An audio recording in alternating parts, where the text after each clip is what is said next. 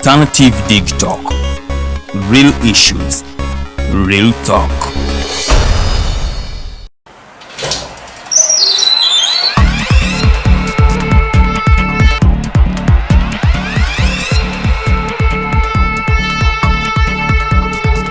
You have got to get up pretty early to go do something.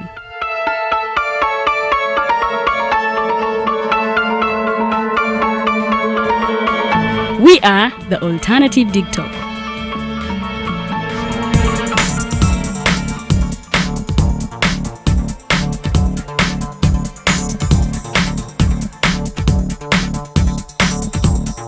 With our mobile studios, we are redefining TV presentation just as technology is setting the pace. We are blending our approach with fresh, perspectively designed breakfast show, The Mighty Drive, informative and entertainment show, exclusive and live interviews. We President Museveni wadde juzi namulaba apima akawunga kilo 2 tasobola kalya nini bwaba alya kilo 5 oyannema okuliisa eggwanga ne bwe limundekera. Njagala kwebaza the Alternative Dig Talk etuwadde kano ka Mighty Drive era n'abatuwuliriza bonna abali ku mikutu njagala basaba mugendo maaso n'okuwuliriza. All given to you just a click away on your phone, tablet, laptop and smart TVs as we are streaming live on our social media platforms, on the road and on the go. We are the Alternative Dig Talk. Hey Ugandans, I'm Lieutenant Colonel Dewa Kiki, the Deputy Defense Spokesperson and actually the Deputy Spokesperson for the Uganda People's Defense Forces. I was hosted on Alternative Dig Talk. I encourage all Ugandans that this is the way to go. Always watch, participate, give your views and ask questions on Alternative Dig Talk. Dig Talk, the way to go.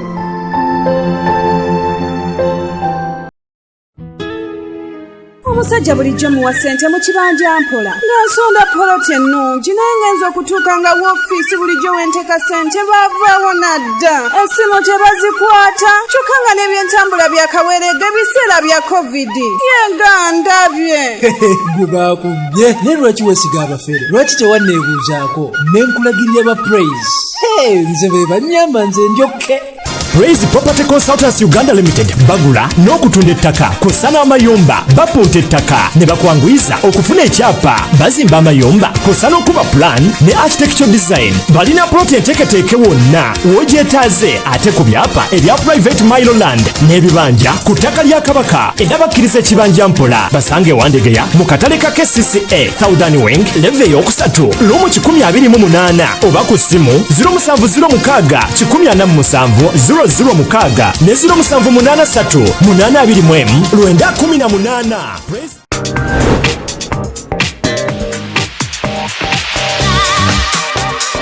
Hello beautiful people, you're welcome to the Snap Talk with your girl Teddy Teangel every Saturday right from 6 to 7. It is your responsibility omwana wo kubeera mu nyumba nga teyasuze bweru mbo bamubanja rent.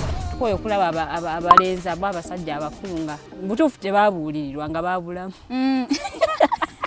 Towerabira nti tuli wano ku the Alternative Dig Talk mukwano gwange gwali topic kiri wandiyagadde twogereko. Is it about family? You can take your time, look for a job, stabilize, men will come, men will always be there, you will get the men. Bonna goyagala musajja yenna goyagala ojja mufuna.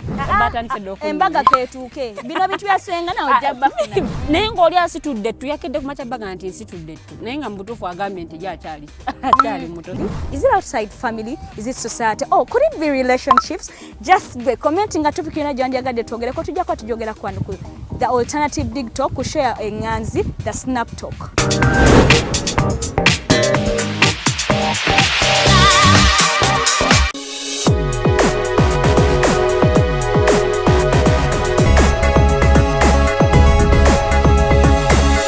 The Alternative Dig Talk. Real issues, real talk.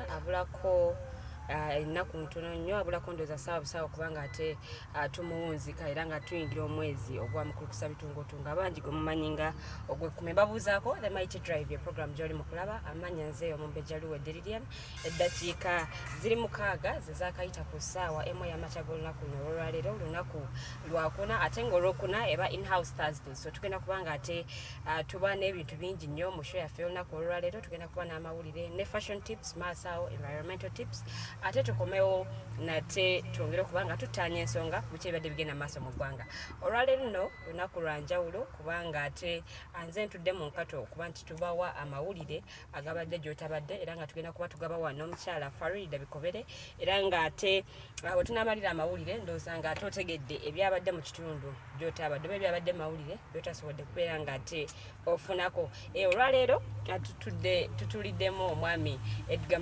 Karuhanga atasobodde kubanga ate atwegatako olwaleero era nga tugenda kubanga tubawa amawulire ag'ebyemizannyo na byonna ate ebyabadde gy'otabadde naye nga kansooke ennyalirize mukyala Farida Bikobere asooka atubuuzeeko then ate tutandike amawulire gaffe mu bujjuvu. Mukyala Farida tusanyusa okulaba. Ndowooza njogere mu ddoboozi lya Edgar. It is a bright morning. I welcome you to the mighty drive. A very good morning to you all. Farida Bikobere is my name. I am in here for Edgar Karuhanga, giving you the updates all over the world, sports, lifestyle, everything, politics. Just get tuned. You will not be disappointed. Good morning, Lilian. Good morning, Farida. Mukyala omuwulidde akugambye beautiful Thursday era nga yagenda tuwa bya sports by the way yalabye emipiira ejjejje gyasambiddwa byonna agenda kubanga abituwa egyabadde bweru w'eggwanga egyabadde mu ggwanga Uganda byonna agenda kubanga ate abituwa naye amawulire akatugatandike ate n'omwami Ssegirinya awamu ne omwami Ssewanyana bano nno ate baguddwako emisango emirala egy'obutemu era ne baweerezebwa mu kkomera ekigo bino nno munnange we bijjidde nga abakulu bano baali baweebwa bail era nga tebasobola kubanga baddayo ewaka n'emisango emirala ne gibeera nga ate gibongerwako obutambi videos ezaalabikira ku mawulire nga ziraga nti abakulu bano omwami Ssewanyana yasooka okubanga ateebwa n'atasobola kubanga ate addayo ewaka era nga yateekebwa mu drone n'atwalibwa awamu ne honorable Ssegirinya Muhammad era naye ensonga y'emu teyasobola kubanga ate afuna bail so bano baguddwako emisango emirala era nga bazziddwayo mu kkomera ekigo. Ate bwe tuddako eri mu district ya Kotido ba district officials babagobye mu offices nga babagamba tebannabeera vaccinated ne babajjako emmotoka ne bakatanga allowances zaabwe ne basalawo obutabawa misaala. It was a directive so gwe munnange akyazannyisa vaccination ya COVID-19 naddala mmwe abali mu offices nga abantu baziyingiramu bangi ebukyabadde Kotido enkya kiyinza okutuuka ewuwo olwaleero so tubagamba mukole ekyetaagisa kubanga community erina kulabira ku mmwe.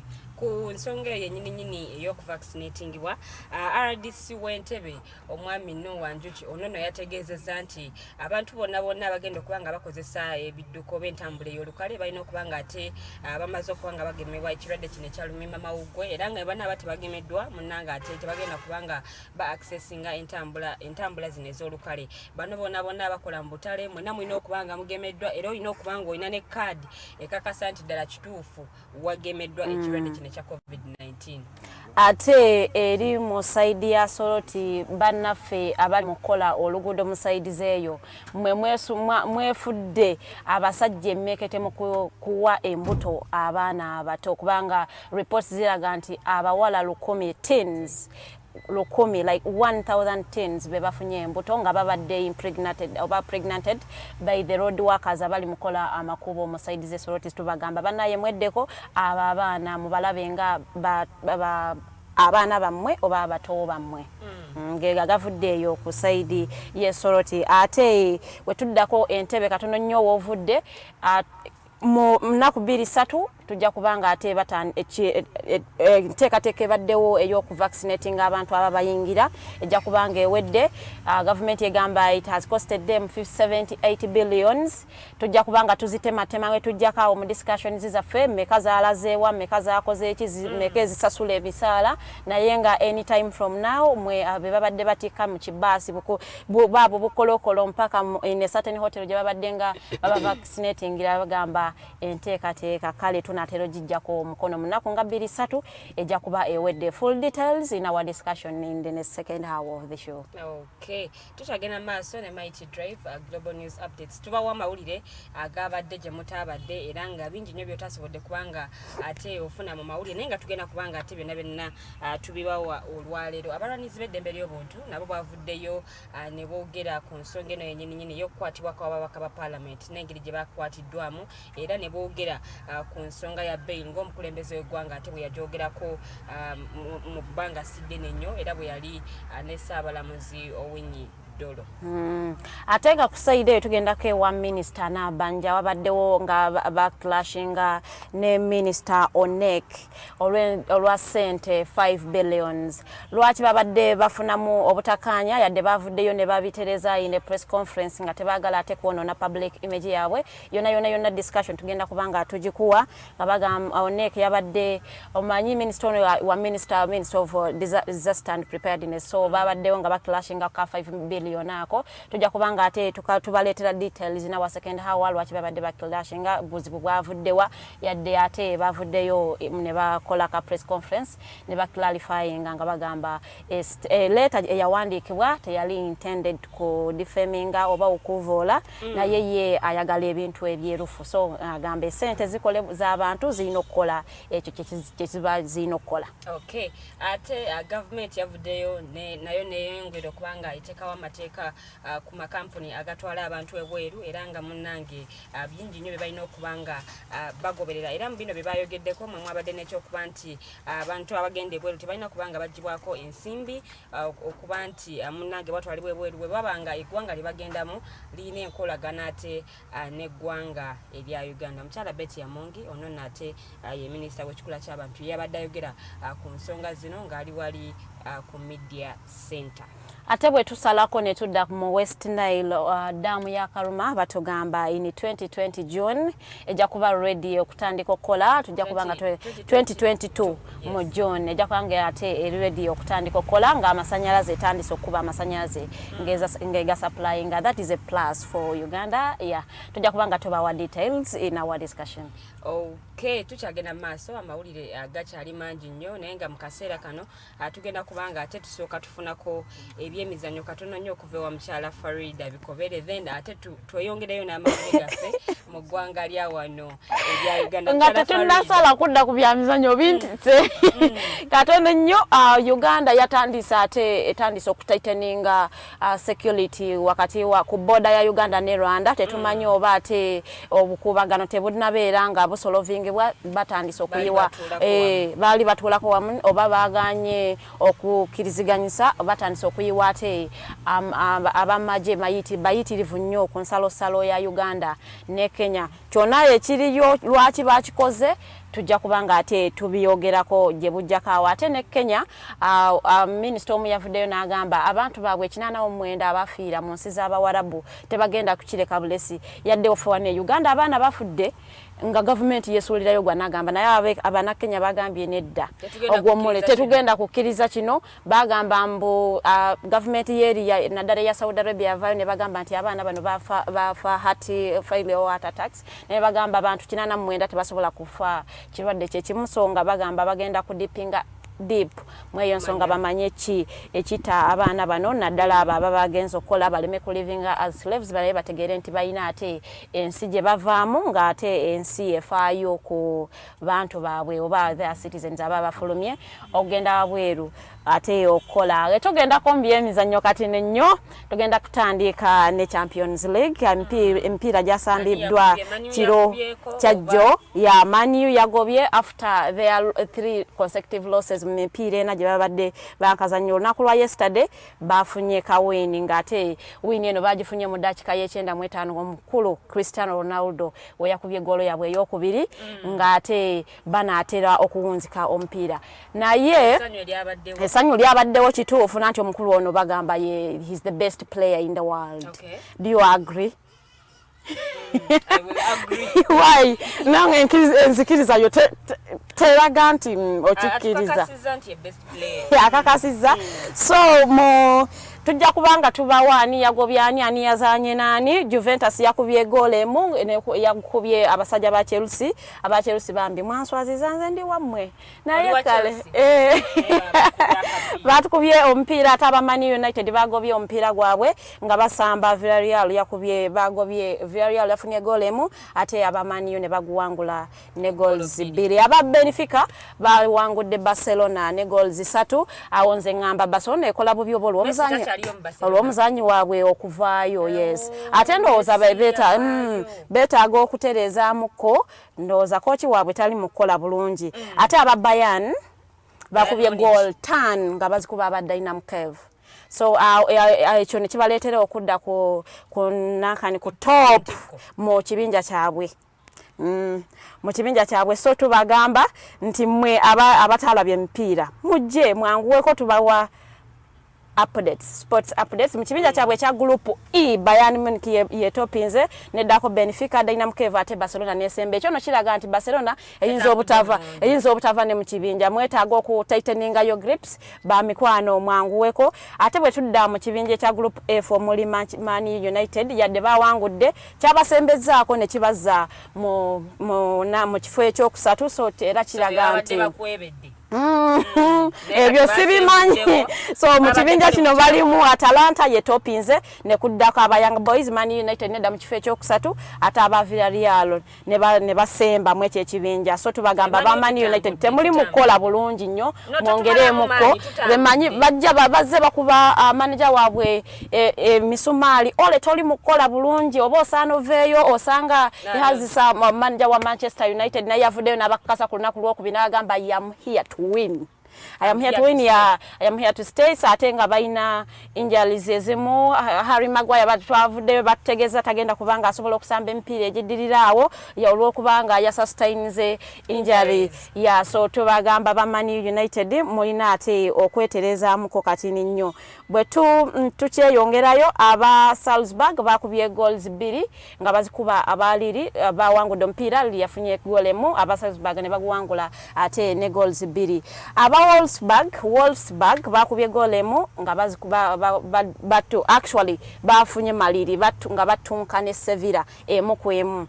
Abo no tuli mu Champions League emipiira gye tubawa those are updates of the games that were played yesterday night. Ate aba Atalanta bawangudde goal emu ate nga bakuba aba Young Boys emu ku 0 ate aba Zenit nga bakuba Malamo 0. Malamo yakubye nnya Zenit goals Zenit nnya Malamo 0 ate olwaleero olunaku lw'enkya Edgar Mafiwa anaaba akomyewo ajja kuba abawa updates ebinaaba bivudde mu Europa basamba leero aba Europa Champions League so ajja kuba abawa nga bwe biyimiridde nga bwe byagenze aba Europa League tonight empiira gisamba so tisigenda kubagamba ani asambani ebyo sigenda kubigenda munnyo kuba ndaba obudde buntwala kanti ndigo naye ku lunaku lwa Monday wa nti mu nsike y'ebyemizannyo twafiirwa omusajja omu ku myaka 89 eyali yasookera ddala okuwangula ekikopo njagala mbawe details Lilian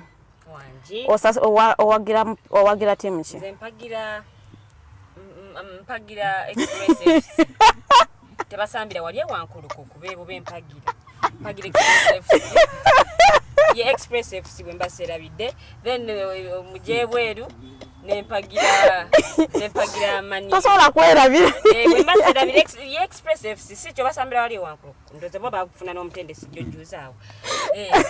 Bempagira nempagira ne Manu na yes sijukira bana koma kuwagira nga Alex Ferguson ye mutendesi myaka emeke ne nchawagira kati twakomyewo mu form twakomyewo mu line tutambulya zaddala yate eky'ebyemizannyo mukyala Farida Bikobere omulabye bulungi nnyo atwa ebyemizannyo mukyala nono nebunyisiza nnyo ebyemizannyo abigoberera okuva eri so omusambi ono baadde bamuyita Roger Hunt yasikowaringa goals 285 mu appearances 492. That is really wonderful. So batugamba nti he's one of the best scorers in the world.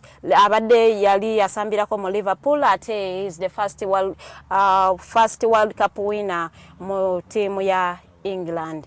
Ate mwetugendako mu gy'abakyala tiimu 5 zawangudde okugenda mu finals egenda okubeera mu India wali mu New Delhi nga ate tiimu 5 ezo bagenda qualifying for FC Women's Asian Cup ate nga we banaaba bawangudde eno tournament yegenda kubanga ate ebasobozesa okugenda mu Asian qualifications for 2023 FIFA Women's World Cup. In Australia. Mwena ebye tubadde tubayisizaamu lukwakwayo dakika zaffe eza mawulire. Waliwo wanangambye nti bakuwa ekyonya ndooza bw'ova ku show kisabe. So mikwano aba Arsenal batu bagamba bambi muongeremu amaanyi yadde mwawangulako wali ku Sunday kawini kamwete kali kabi naye era muongeremu amaanyi tukabira wamu nammwe ate aba Champions League bakulu baffe mu Premier League je basi abakulu aba Chelsea nammwe ate muteekemu amaanyi n'aba Man United twagala ate musigale mu Europa nammwe muongeremu amaanyi mubeere nti ate mujja eno mukubeeyo omupiira updates zaffe olwaleero omyawo Lilian tutwale mu bulango tukomewo ne aba fashion tips ne environmental.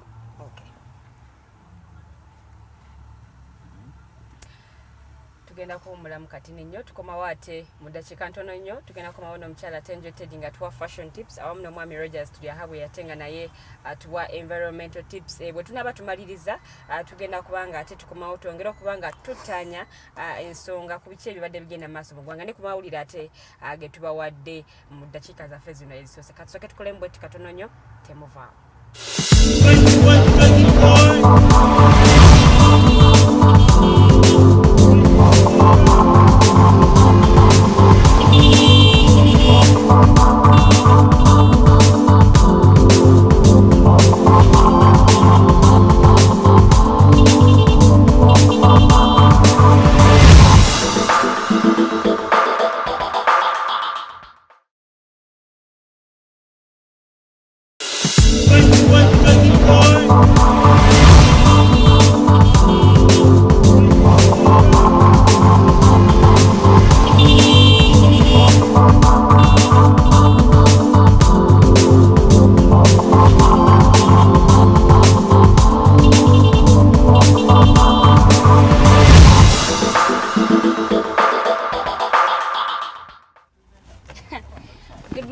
Yes, thank you very much, Farida and Lilian. I'm so much inspired. Yambi temumbuza timu jempagira cause nyizo kuduka kuset. But thank you very much, that girls. That was so inspiring. You know, our tour updates the sports. Nange at least katintegeded.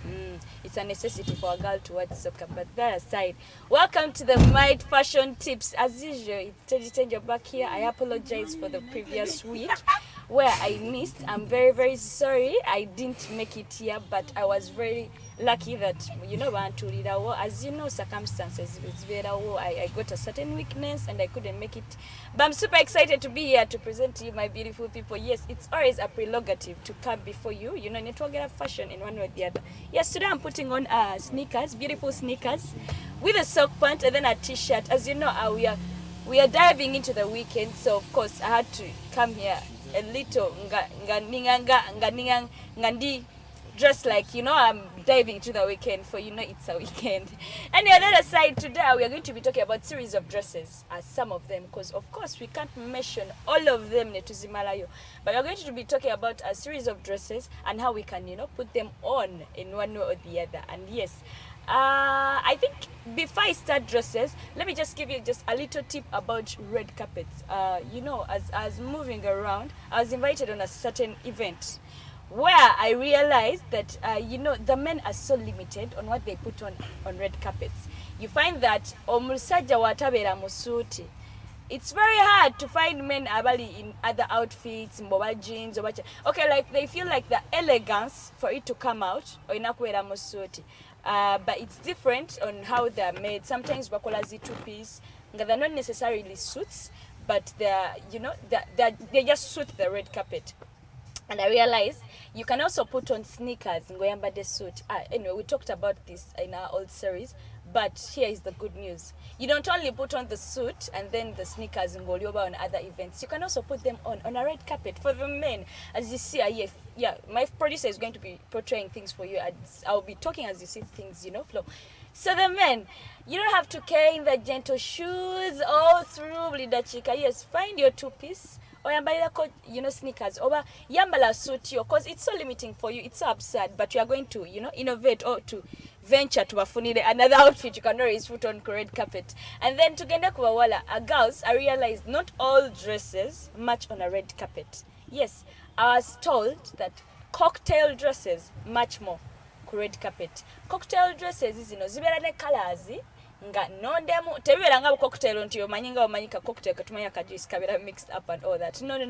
Usually these cocktail dresses zibera just above the knees slightly, over below the knees most cases. So you find that abambala these minis, you're basically not in a cocktail dress. Actually, you're in a party dress. Okay, right dress at the wrong place, I would say. Yes.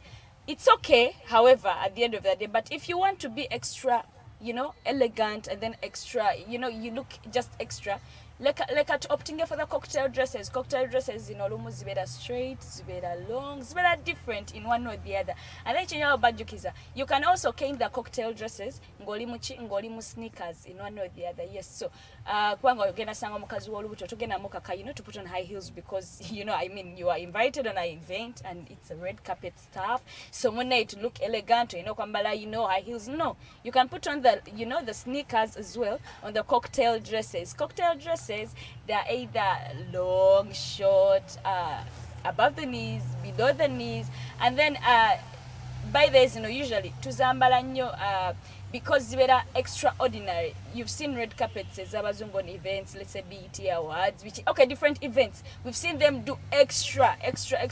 Only that babera boy with themes. So tosangolinga yambadenga like Halloween time no gamba. You know what? I think we want to kweno event ngenenga nyambade but no, it's a theme jabera following. So akabade kalozo kamagezi we're talking about red carpet in fashion. How do you dress up for the men and then for the women? That aside, let's dive into learning dresses. I know you've been putting on dresses, but basically you don't know what type of dress are you putting on. Oyambade dress, is it a denim dress? Is it this and the other? So leo tugenda kwa tuchikwata in one or the other, tuchiguse in one way or the other. Banja kwa hitting a little bit ku skirts. Given a fact that most dresses, you find that, let's take an example of the bandage dresses. Bandage dresses is, you know, zinane bandage skirts. But when I say bandage dresses, siri kwogere no bandage bakusibanga over kuzanya updates watwade like empira. No. It's a dress usually. It is a quarter omobiri gwonna, like it holds you typically. Kalamba nekwata, as you see in the pictures. Nekwata kalamba, it's basically as tight as bakusiba bandage. And these dresses, mukwano, near your body as you put on these dresses. Zino dresses says it's supporting a bulyomu. First and foremost, you have to know that ombiri wakolama, like the gym, you know, you watch what you eat.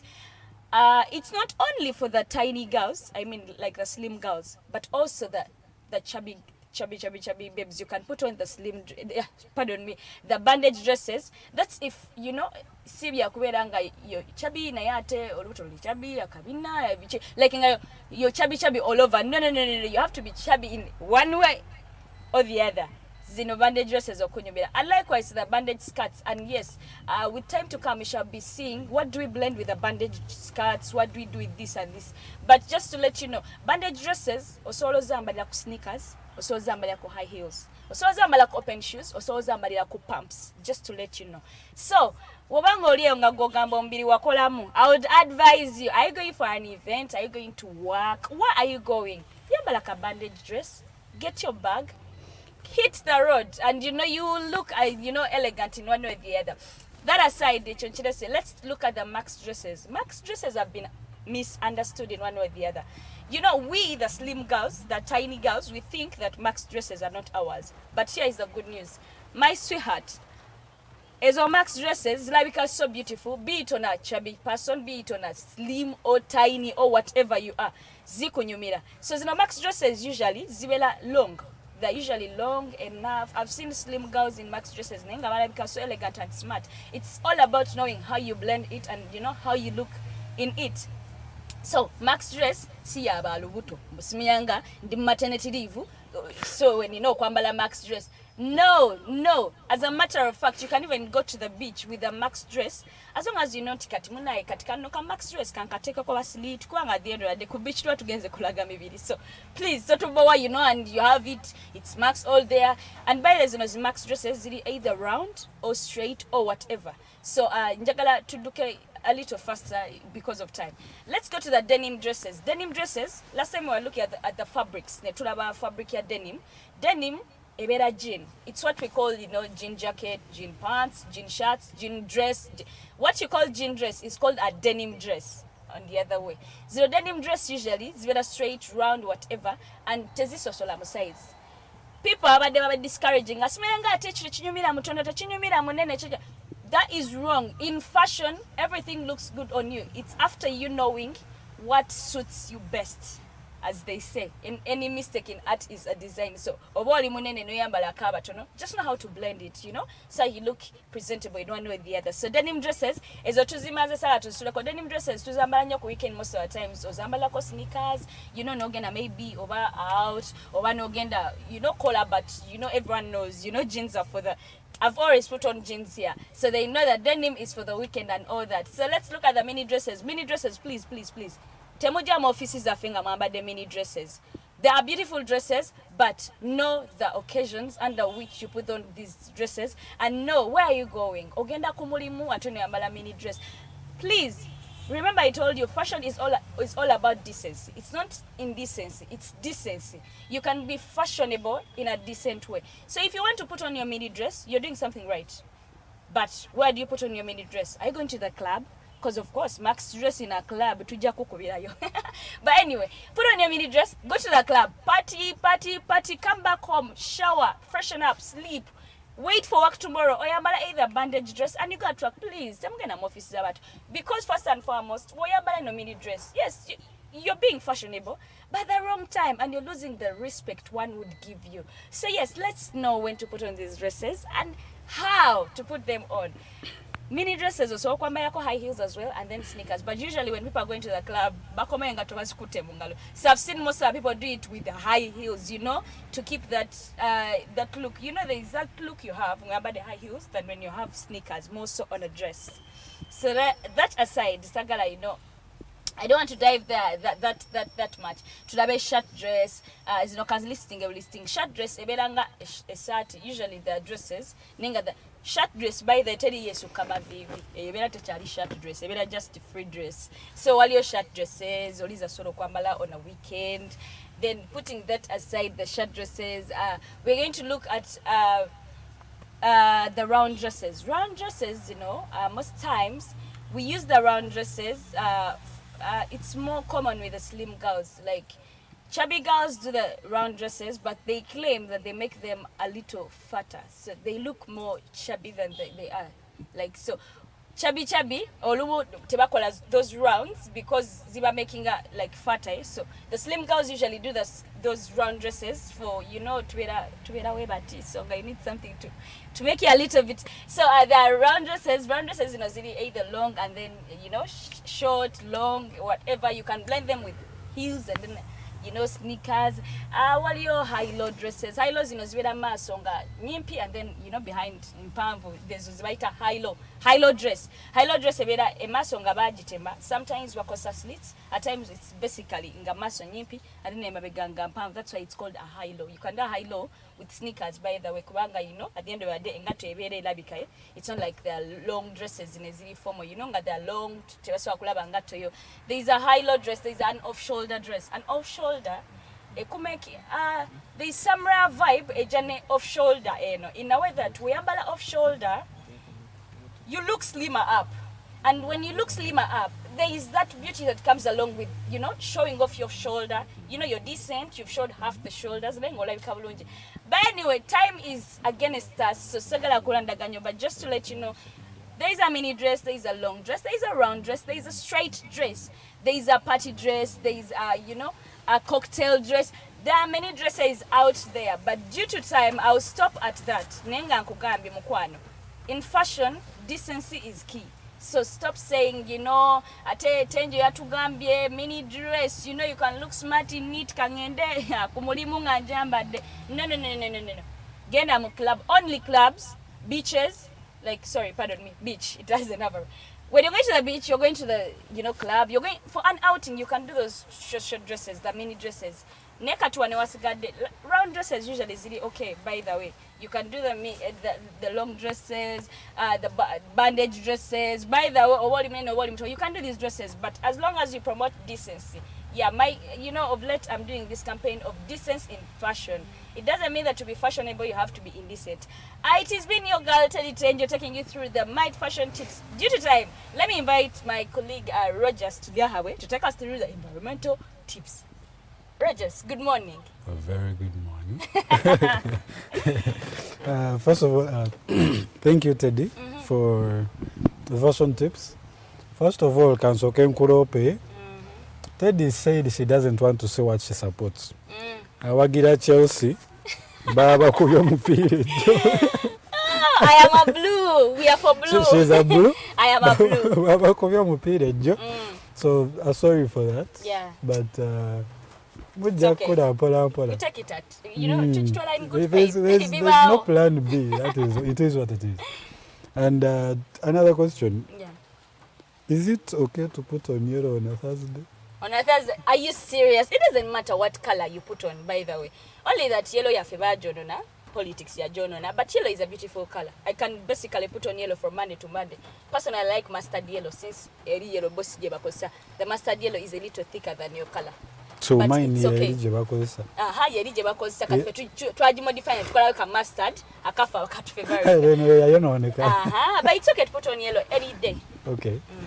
Kasawera nga tewekala kasa kubira mu town. Nekiralo otususoddemu fashion tips siwulidde ng'oyogera ku basajja. I think I started with the men. Ogedde ku bakazi. I started with the men about the red carpet. I don't know why you were. Yeah, okay. I started with the men. I thought oyogedde ku beaches, n'oyogera wa round dress, manya short. I started with the men on what they put on a red carpet. Hey, okay, yeah. Thank you so much for the fashion tips. We'll go live. We dive in a little bit on the environmental tips. First of all, good morning, ladies and gentlemen. My name is Rogers, as usual. Botanical name, Tulyahabwe. For those who don't know, it's Budde watching Nikagobe, Ngo Mwano, Lilian Luwedde Omumbejja Luwedde Lilian, which is good for the environment. And I'm very happy right now that we have some rain because we have not had for a little bit, for quite some time. And some areas of Uganda obviously has not had for more longer than we have not. So it's on a lighter note. And of course, Omanyi, that belief that when it rains in the morning, apparently it could be blessings. So let's take the blessings, and the environment is blessing us. Nature, of course, taking its course. So last week we were talking about the Climate Change Act, National Climate Change Act. And we didn't finish. I had a little bit more of it to do a little bit of an explanation. I was actually intending to do some of the policies that we have, international ones and probably the local ones that inform the environment and climate change mitigation and resilience. And in the little future from now, I'll also be talking about the international ones, UNFCCC, the Nagoya protocols, those international laws on climate change and the environment as a whole. So today I wanted to begin from Section 6 of the National Climate Change Act, and a little bit of what it says and what it will be doing is that within 1 year after the commencement of this act, and in accordance to the framework strategy on climate change, the Climate Change Department shall develop a national climate change action plan, which shall plan and indicate the actions to be undertaken to assess and manage the impacts, risk trends and vulnerability to climate change. So the department, basically what it's going to be doing is this. As it works on the climate change mitigation, we need the laid down plans, and the laid down plans means knowing, assessing the risks, foreseeability, that in the near future we anticipate that we are going to have a lot of drought, and for that matter we plan accordingly. We have some other mitigation measures that even if we can't control the drought, that we can't say it will not happen. If it happens, we have a plan B. We know that maybe we are going to adopt irrigation schemes for agriculture because it's the backbone of our country. And for the herdsmen, for example, those staying in the countryside, you know that you have enough water, you plan accordingly. So those are the plans, the risk mitigation measures and resilience to overcome some of it. I'm going to be passing through, I want to be reading everything. It also will, the Climate Change Action Plan shall indicate the specific resilience, mitigation, adaptation measures, response and actions to be adopted for ecosystems. Ecosystem is a combination of everything in the environment. Like you can see, ecosystem includes even us, the people.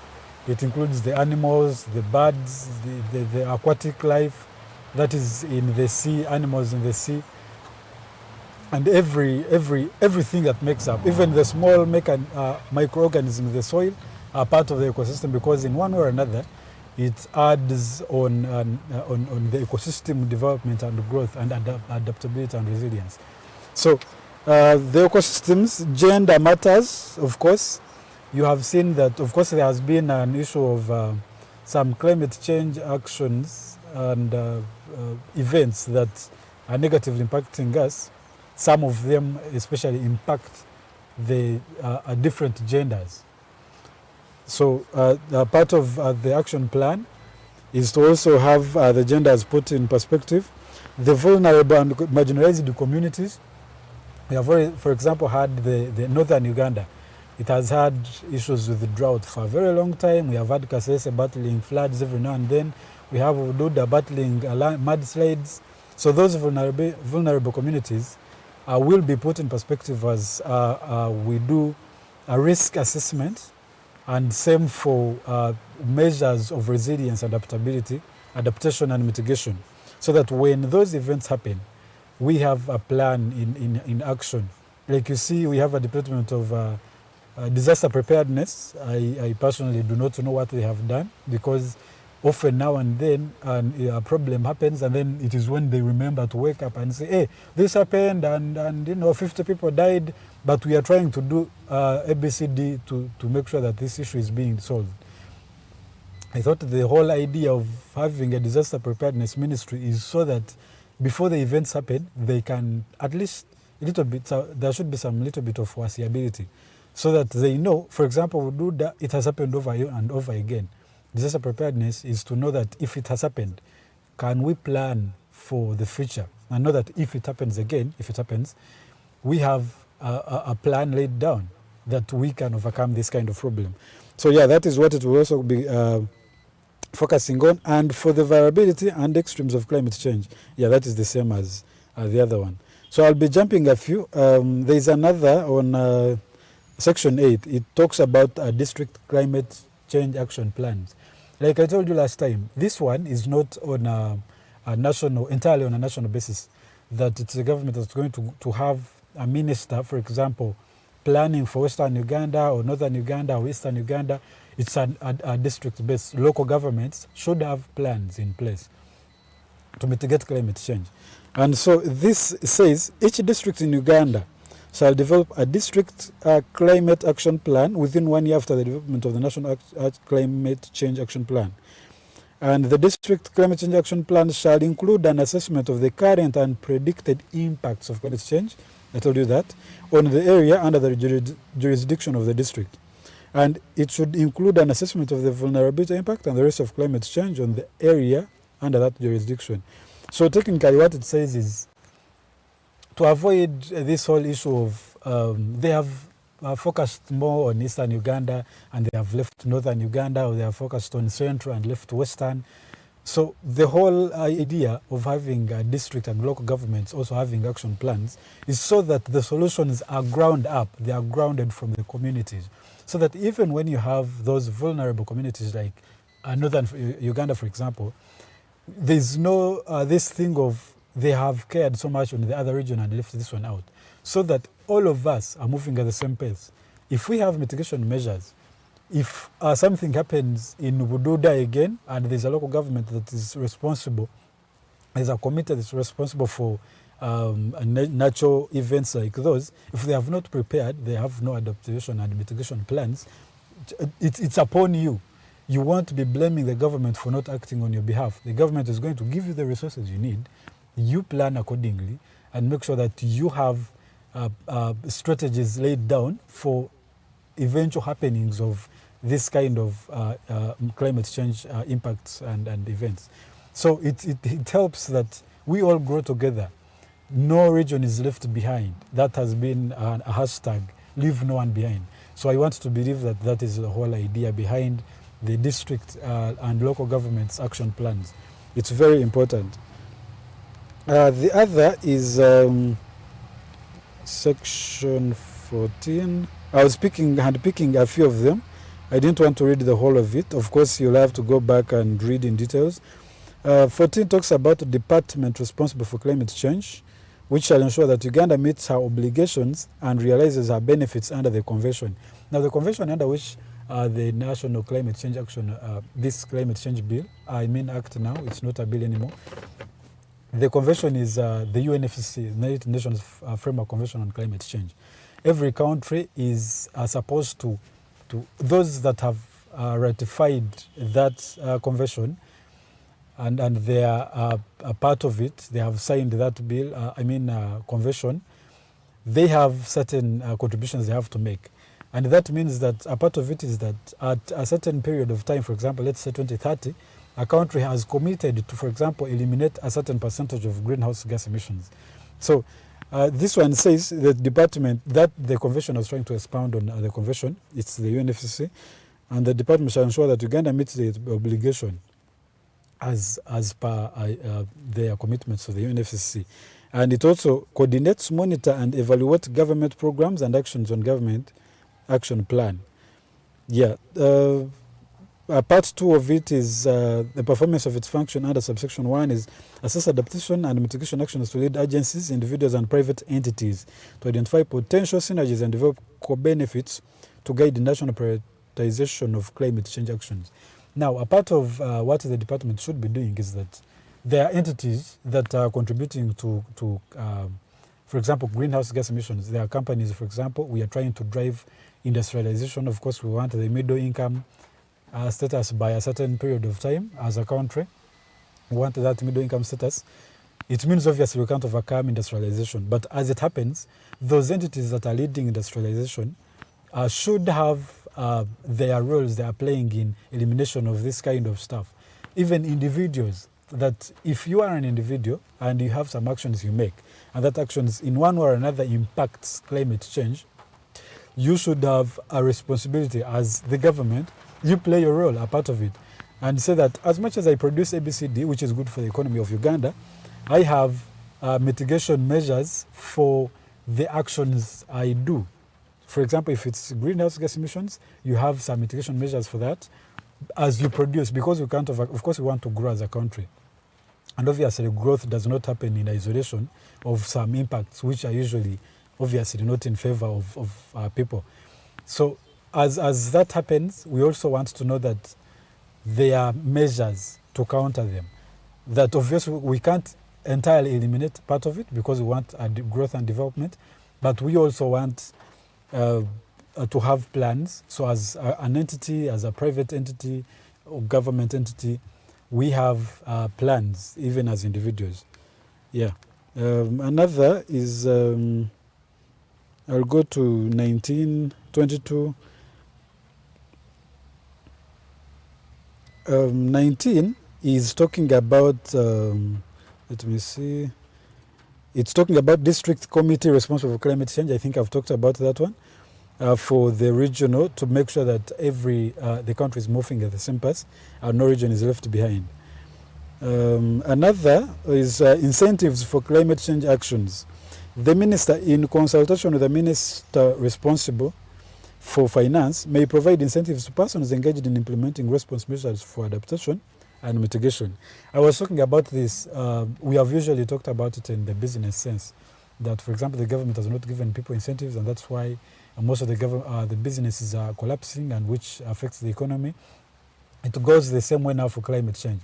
That if you have the actions that you're doing some kind of thing, for example, you are a forest restorer, there are government incentives, that they are saying that a part of it is that if you're doing that kind of business, they are going to either give you resources, or maybe resources could be money, it could be land, it could be tax incentives, so that if you're doing some business that helps mitigate or promote environmental, adversity and diversity, there is some kind of tax incentives that they reduce. If, for example, it's 50%, they're going to give you like 25 of it free, so that your business grows and the environment is also growing at the same time.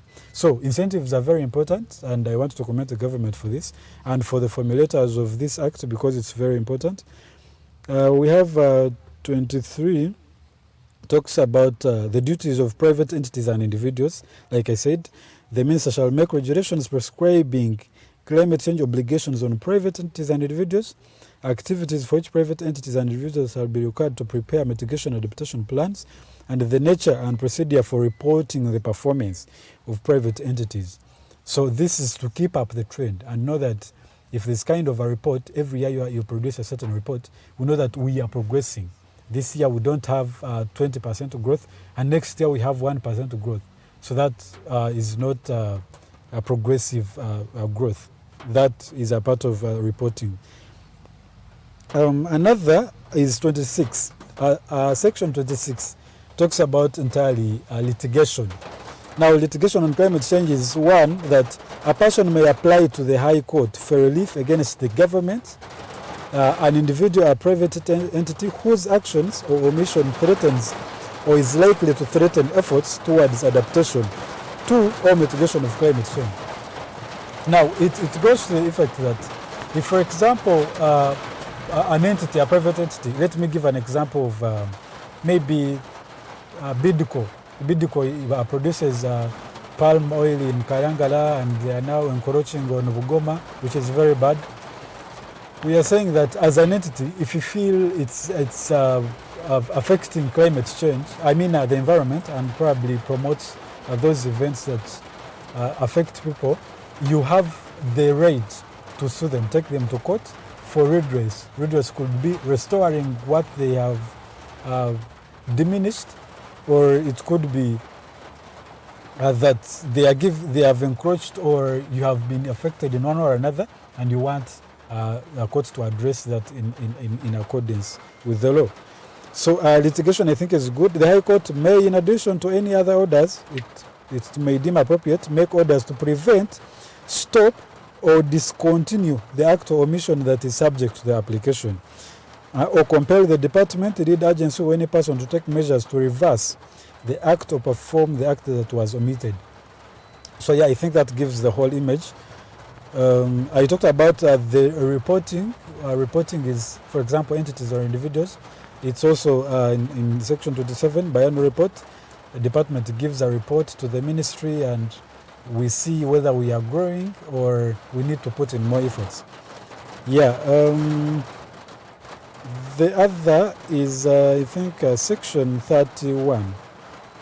I think that one talks basically about, it's actually chapter 1. It talks about definitions. If you want the adverse effects of climate change, what it means. Climate change means a change of climate which is attributed directly or indirectly to human activity that alters the composition of the global atmosphere and which is in addition to natural climate variability observed over comparable time periods. So climate system means the totality of the atmosphere, hydrosphere, biosphere and geosphere and their interactions. That's a bit of science, of course, but the biosphere, I know that climate change is not just about what happens on the land, but also including the atmosphere. For example, if you have had too much drought, it doesn't just affect the land. You look at the causes, it has to do with the solar system and all that kind of stuff. We will do some kind of research. I'm not so much of a scientist that I know so much of that. So yeah, a little bit of the Climate Change Act is, I just wanted to take you through a little bit so that you know that if it's coming, the obligation is upon all of us. I've always told you, we don't always have to pin the government because the government is me and you and our sisters and brothers. They are the people that are in government and we form part of the government. So it serves no purpose to all sit down and always lament on the government has not done that. We have faced ABCD problems because the government has not acted. This time, the act is saying that the work is contributory. You do your part. The local government, at least you are part of the local government. You live in an area, you do your part, come to the local government if something is going wrong, make sure that you address it. If it cannot happen that way, there are procedures and mechanisms to making sure that what is supposed to happen happens in the time that is prescribed to do, so that we avoid that kind of thing. Like I've already said again, no man is an island and there is no solution that's going to happen for all of us because of one person. It's a responsibility that we carry on together because the environment serves all of us.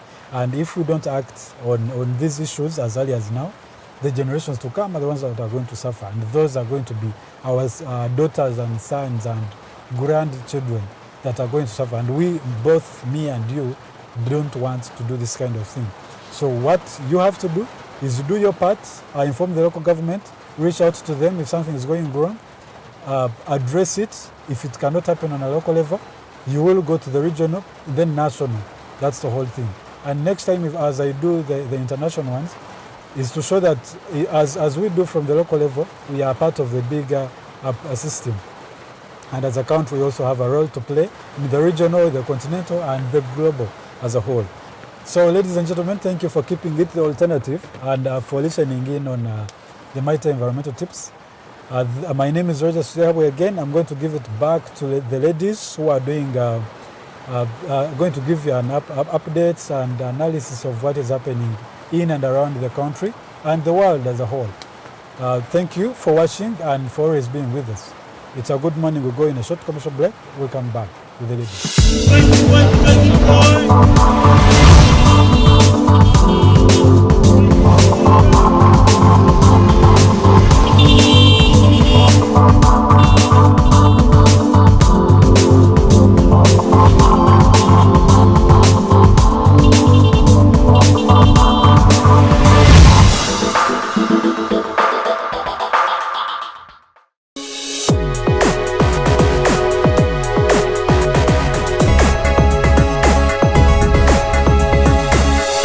Alternative Dig Talk.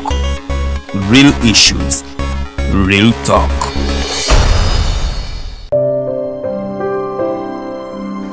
Hey Ugandans, I'm Lieutenant Colonel Kiki, the Deputy Defense Spokesperson and actually the Deputy Spokesperson for the Uganda People's Defense Forces. I was hosted on Alternative Dig Talk. I encourage all Ugandans that this is the way to go. Always watch, participate, give your views and ask questions on Alternative Dig Talk. Dig Talk, the way to go.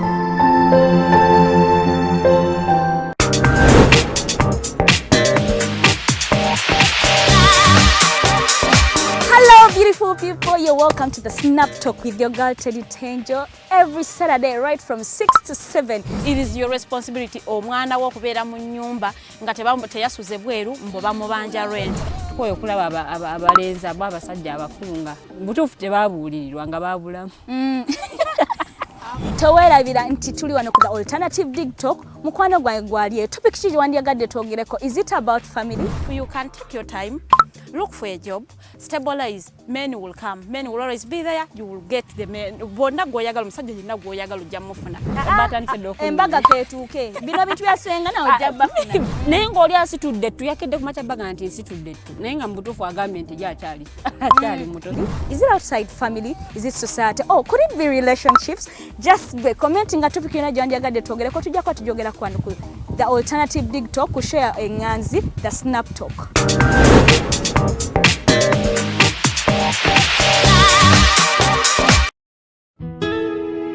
Omusajja bulijjo muwa ssente mu kibanja mpola ng'asonda poloti ennungi naye ngenza okutuuka nga woofiisi bulijjo wenteeka ssente baavaawo nadda essimu tebazikwata kyokka nga n'ebyentambula byakaweeredde biseera bya covid yenga ndabye gwe baakubye naye lwaki weesiga abafere lwaki tewanneebuuzaako ne nkulagirira ba praise nze be bannyamba nze njokke Praise Property Consultants Uganda Limited bagula n'okutunda ettaka kw'ossa n'amayumba bapunta ettaka ne bakwanguyiza okufuna ekyapa bazimba amayumba kw'ossa n'okuba plan ne architectural design balina ploti enteeketeeke wonna w'ogyetaaze ate ku byapa ebya private Miloland n'ebibanja ku ttaka lya Kabaka era bakkiriza ekibanja mpola basange Wandegeya mu katale ka KCCA Southern Wing leve eyokusatu lumu 128 oba ku ssimu 0706 006 ne 0783 821 918.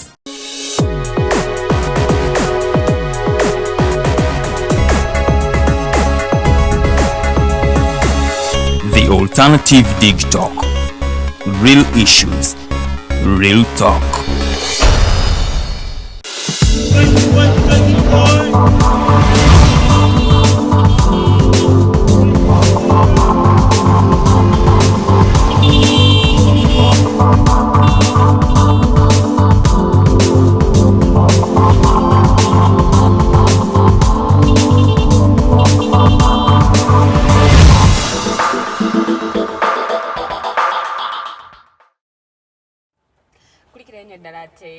mukuumula mwakoze Mighty Drive program gy'oli mukulaba amanya nze Omumbejja Luwedde Lilian munnange nno olwaleero bakyala ffe tukikuttemu enkato tugenda kuba tugitambuliza ddala paka sawa 3 z'amakya g'olunaku lwaleero era nga nyongero babuuzaako eno gye musizidde okuba nga mutulaba abakatwegattako munnange nno Mighty Drive ebeerawo kuva olunaku olw'Emmande okutuuka olwokutaano eba ssaawa emweyo ku makya ate mpaka ssaawa 3 tuba n'ebintu eby'enjawulo byetwogerako ebigenda mu maaso mu ggwanga twogera ate ku mbeera z'abantu amawulire ate tugafuna mu bujjuvu era nga twagabawadde we twatandikidde n'omukyala Farida Bikobere abangi ate gwe beewuunyiza okuba nga asobola okuba nga ayogera ku bya sports era nga munnange olwaleero atuwadde updates lwakwata tuwadde ku mipiira gy'amasaza simanyi oba jjo tegyabaddeyo naye nga nze egyo tegyabaddeyo era twalijogeddeko nze mpagira bidiko eyewaffe eri ejjinja obadde omanyi ndino ki obadde omanyi ndi ku ttiimu y'abakyala KCCA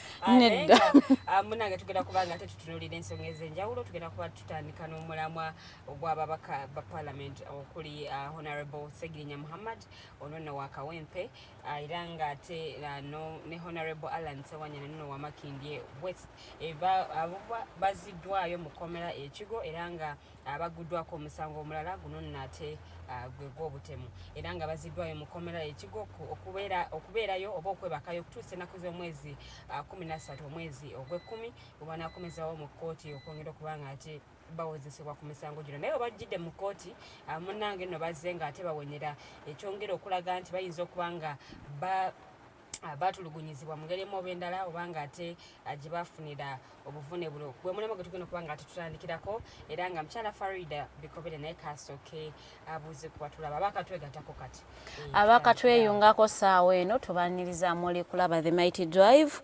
munnange yita munno gamba omulala page eri the Alternative Uganda on Facebook like the page follow us ate munnange tewerabira kunyiga notification button baberenga munnange ate bakuwa notification every when we go live oberenga ate otufuna bulungi nnyo Monday to Friday saawa ebeeremu nga tuyingiddewo olwaleero emboozi nnyingi ez'okunyumyako, ezimu zikaabya amaziga, ezimu zikwasa ennaku, ate ezimu za ssanyu because nga Karuma okuba nti eri kupendinga okuba nti emalirizibwa ekyo kya ssanyu, naye ate okukwata ababaka ba palamenti n'enkwata gye babakuttemu ate ne babajweteka ne tujja gamba nti katulinde kale kooti ereeta obujulizi nti balina omuntu omu gwe basse naye ate ekyo kyo kikwasa ennaku.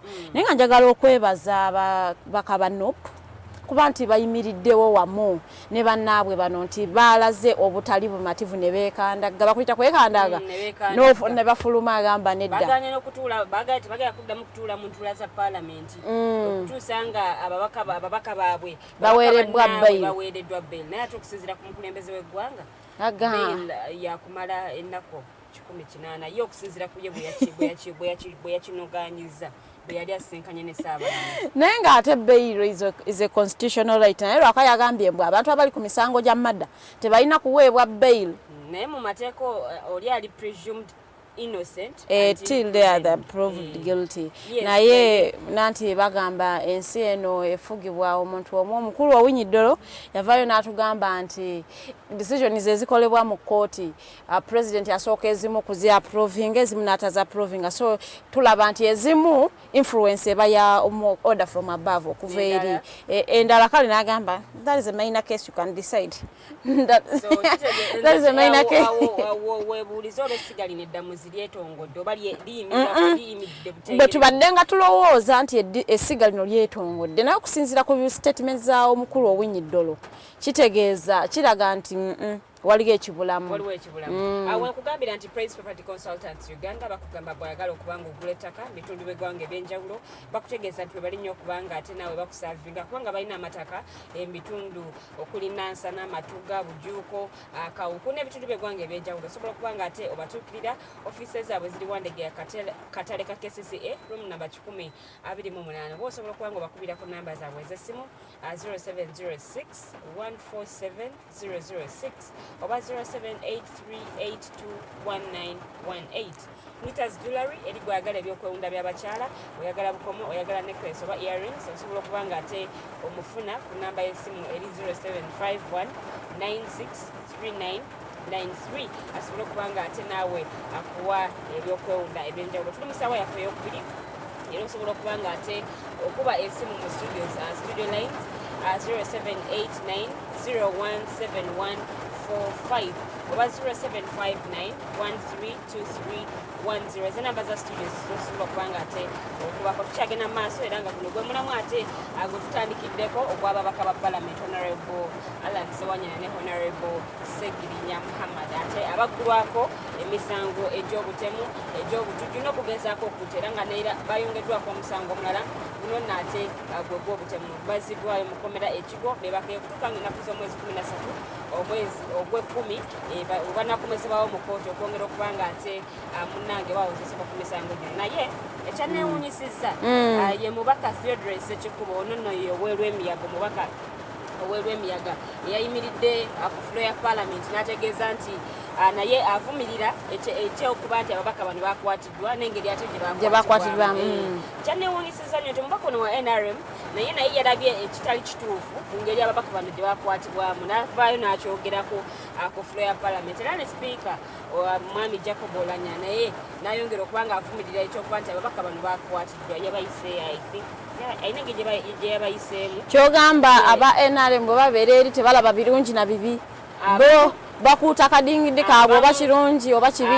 Abamu balaba ebintu ne basirika oba oliawo babanga batabirabe oba oliawo batyo oba suspendinga oba batyo oba tuza mu paalamenti wadde bali ku ludda oluvuganya nabo basigala babaka ba paalamenti ate n'engeri gye bakwatiddwamu si etyobola eddembe ly'abantu era analabye omwami omu ku balwanyizi b'eddembe ly'obuntu ng'avaayo ng'avumirira enkwata gye baba bakuttemu because bw'obadde olaba amawulire olunaku lw'eggulu engeri gye bazzeemu mu kooti abazze nga bawenyera naye ate bwe baali mu kooti omulundi ogwasooka olwo bonna lwe bafuna beyili baali tebawenyerako yadde bonna baali ng'olaba balamu naye ate ku mulundi guno babadde bakomezeddwawo mu kooti bazze nga ate bawenyera kino kyekyayongedde okulaga okulaga abantu bano engeri gye babadde bayisibwamu. Nalaba luli Prime Minister omukyala Nabbanja ng'agamba nti abantu bano bali kireka era bali mu kola statements zaabwe nga nanti awo batandise okwebuuza Alan Ssewanyana bamukute tetumanyi gyali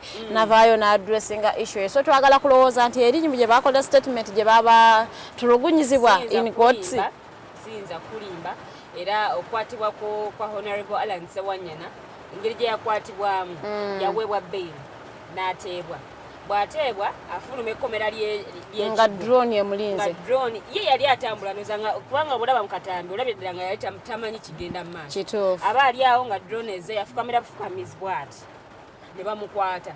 Naye bw'otunuulidde enkwata ya Honorable Ssegirinya Muhammad nti waliwo ne bannamawulire kubanga waliwo jo nabadde ndaba amawulire ku TV emu nga bagamba bannamawulire you go you bawawo nga bagamba munnamawulire nti ave wali medoozi okukwata ebifaananyi engeri omubakono gye yali akwatibwamu naye nga bamukunguza bukolokolo Honorable Ssegirinya bamukunguza ne bamuyingiza drone mangu simanyi nakumanya naye ng'enkwatibwa eno eyongera okweraliikiriza bw'oba ojjukidde Vice Chancellor wa Victoria University gye bamukwatamu so kirabika drones zino naye kino kiraga kigwe eri gwe Munnayuganda atulaba olunaku lwaleero n'eri gwe omubaka wa opposition ali mu parliament nti ate kati gwe okyalinako akalembereza tebakukutte okyalina omumwa ogwogere ogusobola okutebolinga issues zino mu parliament ku floor ya parliament osobole nti kale yadde bano bafolinze victim naye otaasiriza abalala be batannabakukwata because ekiraga bulazi nti we have no rule of law in Uganda eyogerwako bwogere eri ku mpapula naye mu bikolwa teriiwo. This state eragati is governed by one person yatowa order ono mumukwate ono mumuzeeyo oyo temumuta ate oyo mumutemu ennaku 3 muddeyo mumukwate so sitegeera di kooti lw'e Masaka lwebeera ne powers eziwa abantu bail oba nevaayo ne defending anti these people really require to be out because twabawa bail basing on this and that simanyi di because fena twakira abantu baba bailinga cash bail 20 million cash bail as in actually ye Honorable Ssegirinya ne basooka batamuta kubanga okubwamu emirala yali afulumya eggwanga naye ne bamaliriza ne bavaayo immediately ng'omuntu yakafuluma gate ate ne muddamu ne mumukwata ate omukulembeze w'eggwanga n'avaayo n'agamba nti omuntu ateeberezebwa ku misango egy'okutta abantu murder cases talina right efuna bail naye ng'ate temunajjayo obukakafu bulaga either obona omuntu ali guilty oba bamuwaayiriza. Polisi yagamba ina obukakafu naye mukyala Malende omu ku bannamateeka b'abantu bano yali annyonnyola n'agamba nti omwami Alan Ssewanyana Honorable Alan Ssewanyana nti yalaga passport ye nti ku lunaku lwe bamuteebereza okuba nti yazza omusango guno ate ye passport ye yali eraga nti yagamba yali mu ggwanga oba yali e Japan ng'agenze ndowooza okuwerekerako ttiimu y'ababaka yali abawerekeddeko so olunaku olwo lwe bagamba mbu luyatta ye mbu ate teyalina mu ggwanga yatta babavunaana kutta babavunaana kutta okugezaako okutta n'obutujju naye ng'olunaku lwaleero omukulu looya w'ensi yonna looya wa buli muntu Male Mabirizi agenda kubeera wali ku Trade Towers ku ssaawa 8 nga failinga case ku Constitutional Court ekwatagana ku mukulu Alan Ssewanyana ne Muhammad Ssegirinya omukulu ono yes ngagamba tebabakwata mu mateeka era ekikolebwa kikyamu so yavuddeyo n'agamba olunaku lwaleero ku ssaawa 8 agenda kubanga ateekayo keesi ye wali eri naye ye omu ku abo balooya abasinga emisango mu eno ensi akwataganya guno naguli nzijukira omwami oyo abadde yakawaaba omusango yebyo tebimukwatako yaye yatugamba nti waalaba awali okunyigirizibwa nga ekintu kikolebwa ebutali mu mateeka nga ye nga avaayo tajja kulinda bantu balala because wanaalinda era kooti nga bw'ozimanyi emisango gitwala emyaka egimu bagigoba omuntu ne bamugira nga gino emisango gye babadde baloopa ababaka obutaba na biwandiiko omulamuzi n'avaayo n'agamba omusango ngugobye kyesitategeera omusango wagugobye bw'ogugoba oli n'afuna ebiwandiiko n'addayo ku ssomero n'asoma ogwa Honorable Ssegirinya emisango gino egirimu ababaka bano obutaba na biwandiiko gye bagobye ng'ate tebatuwadde na stand ntuufu lwaki bagigobye emisango gino girimu akalumira Honorable Ssegirinya actually baali bategeeza nti omwami ono teyafuna mpapula zimuyita mu kooti ekyebuuzo empapula teyazifuna omwami Kidandala naye yali ategeeza nti empapula baazimuwa naye ate naye yeewuunya okuba nti bagamba nti teyamuwa mpapula zikola ki ziyita mu kooti ebintu bino birimu okubuzaabuza naye abantu ba NUP nammwe ate sitwago mugimazeemu nnyo amaanyi bwe balinnya ennyonyi bagende beekalakaasize ebweru w'eggwanga ng'ate obutali bumativu ababaka bammwe bali wano Uganda ababaka bammwe bali Kitalya bebakutte bali Kigo bebakutte mu ngeri etaweesa kitiibwa bwe n'okwata miliyoni z'essente n'ozigulamu tiketi ogende ebweru w'eggwanga weekalakaasi kubikolebwa obubi mu Uganda ate sitwago mugimazeemu nnyo oba balowooza nti wano omuntu tasobola kwekalakaasa ajja kwekalakaasiza eri baba weddembe ly'okwekalakaasa naye wano oba wakapulaani naye bw'oba nga gwankoze ensobi Lilian nga gwe gwennyinako ekizibu gwankola obubi naye ngende ewa neighbor nitandika nekalakaasiza eyo ojja kundaba ojja kunfaako nnyo nga ndi ewa neighbor n'ennyombera eyo kati bwembeera ewa neighbor oyinza okunfaako okusinga nga ndi wano kati ate nze mba nfiirwaki bw'oba oleekaanira eri anti kati olaba nga ewa neighbor mbamazeeko emirembe because ffe tumanyi nti abantu bano ebeegungoba ne bajja ku streets bajja kuleeta traffic jam bajja kuleeta bajja kwonoona businesses abantu abali around there bajja ku closing down their businesses naye bino byonna bikolebwa mu nsi etaliimu muntu akunyigiriza mwatali gwegitutte walala amanya tugenze ku headquarters za UN bantu mmwe mutujoze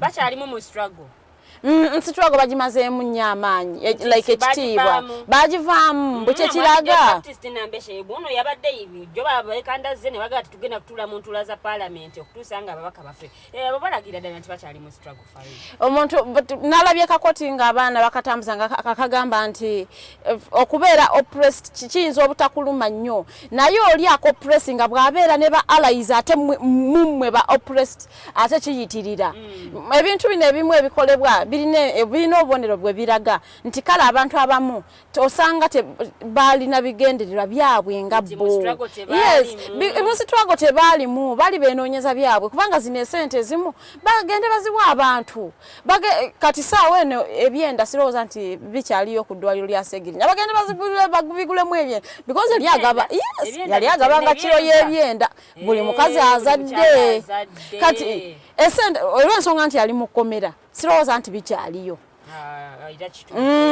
bagende bazigulamu ebyenda batwale mu maaso ani ishu ya Ssegirinya okusinga okwonoona ssente nga bagenda bakola ebintu tekirina na impact in fact kye baakoze it has no impact at all okujjako tekirina babadde balaga obutali bumativu tonalaba ko bannayuganda bekalakasiriza bweri wa ggwanga nga bakolera eyo otegeeza bano abavudde eno abagenze eri lwaki tebakolera wano kyanjawulo ki kwesanga banadda nga balinawo enteekateeka eyaki ey'okulaga obutali bumativu ku ngeri ababaka bano gye bakwatiddwamu ekyo nno munnaye kiraga nti opposition ya Uganda ate omukulu president yagambira nti tetunaatuukira tetutuukidde nga tukyalina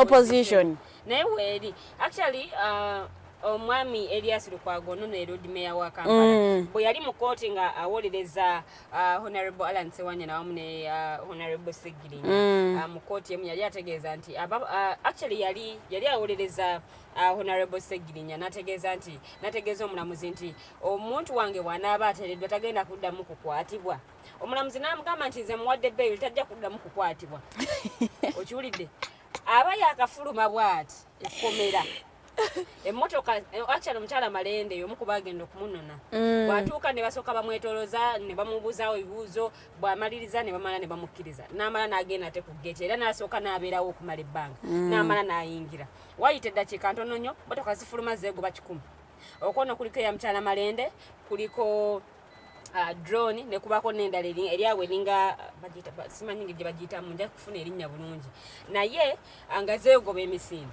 tuba tuli awo Honorable Ssegirinya bamujje mu mmotoka ya mukyala Malende bamutadde mu drone kati awo nekinetera ebibuuzo bino nti abalamuzi bwe baba bamaliriza okugranting omuntu bail bo tebagoberera bigenda mu maaso obuvunaanyizibwa bavuddeko bwendowooza omukulu Rogers Tulyahabwe ajja tuwabula mukaawo yalibadde atuwabula nti omulamuzi waba amaze okutowa oda nti ono ateereddwa obuvunaanyizibwa nanti kati ye buba bumuvuddeko omusanga yakoze ekiragirwa mu mateeka kati ebaddamu okukwata ne bakuvunaana ebirala nga tebakuvunaana ye bye yakuvunaana I think that is a different story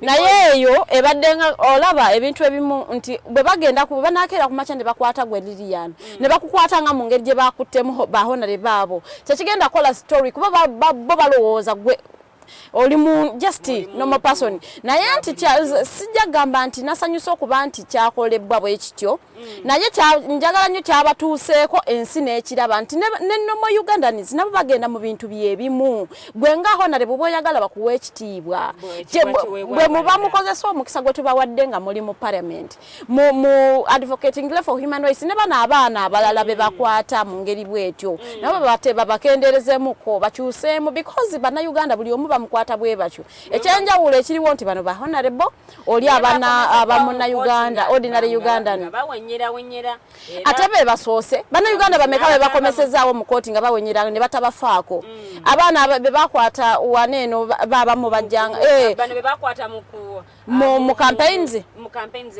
ogenze wala wano jo juzi we bakuba omwana wa munnamagye ono ya erinnya njerabidde minisita w'enguudo kati babakomyawo bawenyera naye ebyo tebikola mawulire because they are ordinary Ugandans kati bano ekikozesezza amawulire nti ba honorables babaka ba parliament naye ng'ate amateeka tegasosola bwe balina okukwata gwe honorable bwe balina okukwata n'ono omuntu ali ordinary gwe bakedde ku makya atalina kyali mu Uganda ojjukira bwe yali ayogera ku security mu ggwanga erya Uganda n'atugamba ebyo tebigenda kuddamu naye ebyo twabimanyira he talks and things happen again and he will not do anything bano abasirikale bo tebawulira mukulembeze wa ggwanga tebawulira byayogera ebintu bino byennyini no baabiwulira naye bamanyi babikola nothing will happen so they do it because babiwulira singa tumanyi nti bali ababikola babeerako baba reprimanding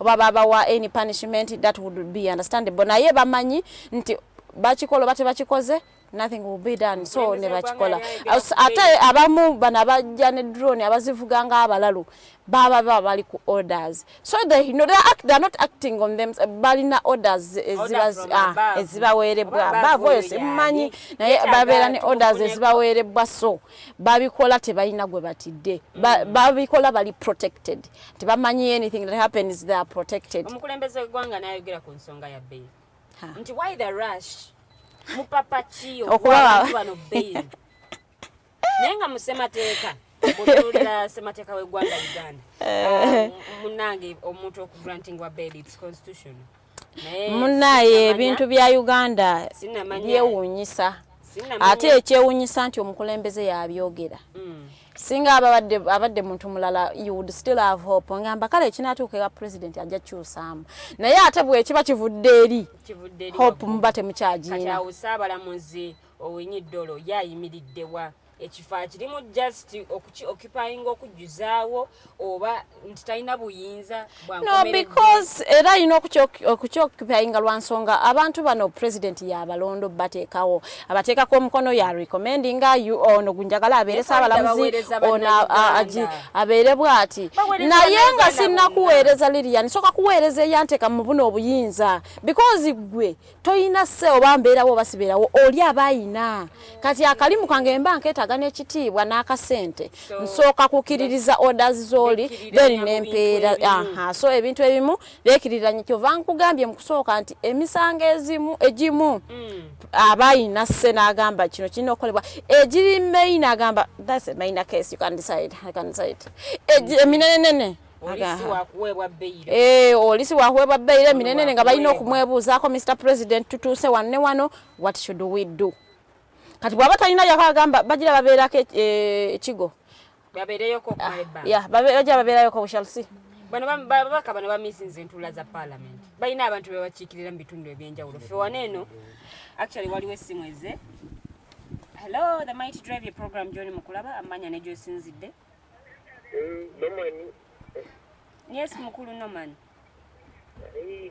mukulu bamusaba bannange webale kusiima ssebo kakipoti kikabadde nga keeko kituufu kati yesebo ekyakiza okunyumira mu bintu byammwe nono omusajja kati gwemayita emyaka gimuubira katambaala kati nebingi byatabitegeere simanyi bwabeera nazuuka ekiro nga yeebuuza simanyi bino nzaabike kati leero irenga olwo katonda olumu waliwo ebintu byagala nga nagala obigezese katonda abayambe bibeerewo mu kaseera katono nnyo then tusobola okukwatirayo oli ngembasiba ngaeyo etteeka liyita mutabani wa Museveni ne banne famire ye okukiwuliramu ate bagambe bagenda kuwangala myaka 6 ng'afuduza emmere so bino ebintu kamaze ng'akosa n'owebba nejootega amaggwa tebakuba bakuzza kati bajja kuddaawo ne shati dress ye nga bwagira namulabawe ng'abalaata for some reason abantu abali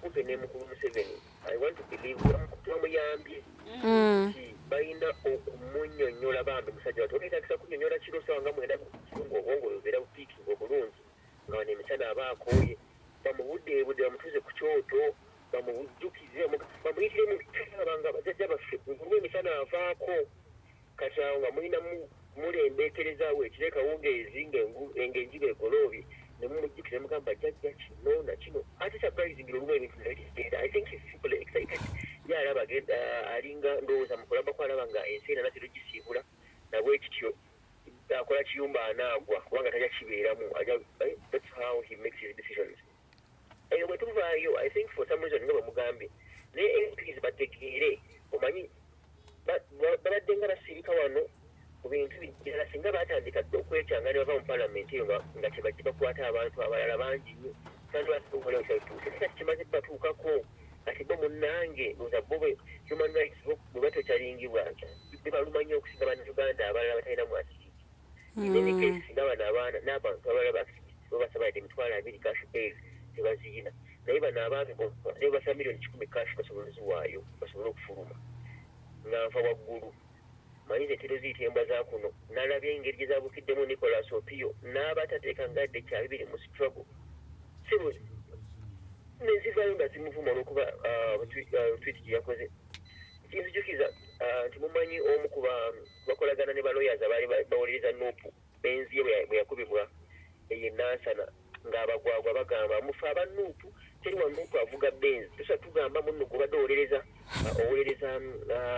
ba NUP nga toli mu benzi tugamba nekibanga sitwako bo waliwo abalina blueprint ya nga balina otambula ngera ku birowoozo byabwe bakulaba nga tali mu struggle nga mmaliriza mukama waabwe emirundi gyakewuba ebweru gisinga gyateekize ku bantu abasibiddwa mu ggwanga kyanga ava mu kalulu yabaffe ebweru ewali struggle Museveni nga kyeyewubanga nnyo obweru nakuba ku ddansi obwe twalabye ababaka abamu bakubye nga bakkirira zibaka kindi bagenda ku planninga na ku strategizinga akomewo ne plan B bagyebale akuume tweyanziza nnyo omukulu Norman tumuhimbise ayongedde nno okwogera ku nsonga zino agambye nti omukulu abeera nnyo ebweru abeera nnyo ku nnyonyi okusinga ewaka wano fundraising iraki kibiina kikole ki kigende mu maaso kirina kukola mirimu NUP bukyanga bava mu kalulu bakoze eki beekandaze tebagenda kuddamu kutuula mu ntula za parliament paka nga ababaka bateeredde kyetaaga ssente ekyo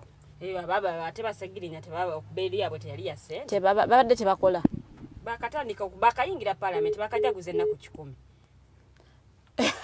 ennaku 10 mirimu emyezi emeka 3 ezo miliyoni nga mmeka badde bakafuna ez'emmotoka ate jjukira parliament ya suspending bwa miliyoni 2 ez'emmotoka nina mukoolo wano sooka omukwata omukulu.